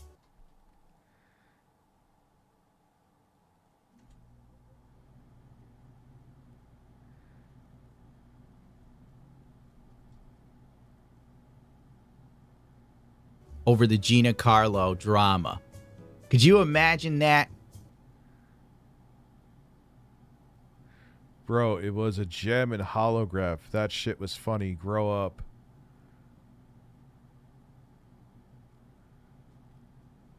You go from kissing Buffy the Vampire Slayer, because I don't know the chick's real name. You go from that. You go from TRL. You walk out in an audience of girls cheer for you like you're the great. God, man, in like the late 90s, Freddie Prinze Jr. was fucking the shit. He was like in all the teen movies and stuff like that. Greatest thing to ever happen. And now you're an old man with gray hair, a dying YouTube channel, and an even deader career. And you're getting completely and utterly beaten to a bloody pulp on Twitter by Az. It's got to be a real come down. They had Freddie Prinze Jr. on right after all this drama. To get our minds off of it, here's some Freddie Prinze Jr. kids. Because that's what we want. I thought it was, my head was fucking with me before. It was Freddie Prinze Jr., man. But people who are G4 fans, we want an aging Freddie Prinze Jr. Because we all remember the movie She's All That, am I right? Now, anyway, he rolls in with a cape that's so gay it would make Richard Simmons uncomfortable. But all jokes aside, G4 is really leaning towards the hyper-progressive left crowd. They even had Patton Oswalt on. Now, you might remember Patton Oswalt from being utterly obnoxious on Twitter. And he's best known for recently taking a photo of Dave Chappelle and then literally canceling himself the next day and writing an apology letter to his fans in the trans community for taking a picture with a friend he's had for years and smiling. God forbid. Shame on... Yeah, I'm not cool with that. What are you doing, Patton? You, Patton Oswalt, shame for smiling with your friend who said some things we didn't like. You know, we're living in a society. You obviously are guilty by association. Patton Oswalt had to beat his own feet later that night and film it for the LGBTQ community. Is that really him taking a picture looking sad, too? Oh. To end it all on a funny note. It is at 55,810. Let me tell you. Do you want to promote it? You want to promote it? We amazingly still have 1,700 It people. would be at probably 70,000 if she would take my advice and show a little pink. No. Well, you know, I can't argue with Cecil here. He's making a lot of sense. No. How about not? Well, that was a thing. All right. Damn, I've been streaming for 3 hours. I'm going to shut this shit. I have a lot of stuff to fucking do. I got to play catch up, too. Got to film ads. Got to do more Wii U stuff. Got to do news. Got to talk about this because it's going to be delicious. All right, guys. Have a great night. I will see you tomorrow with a shit ton of content. Stay sexy and pet your birds.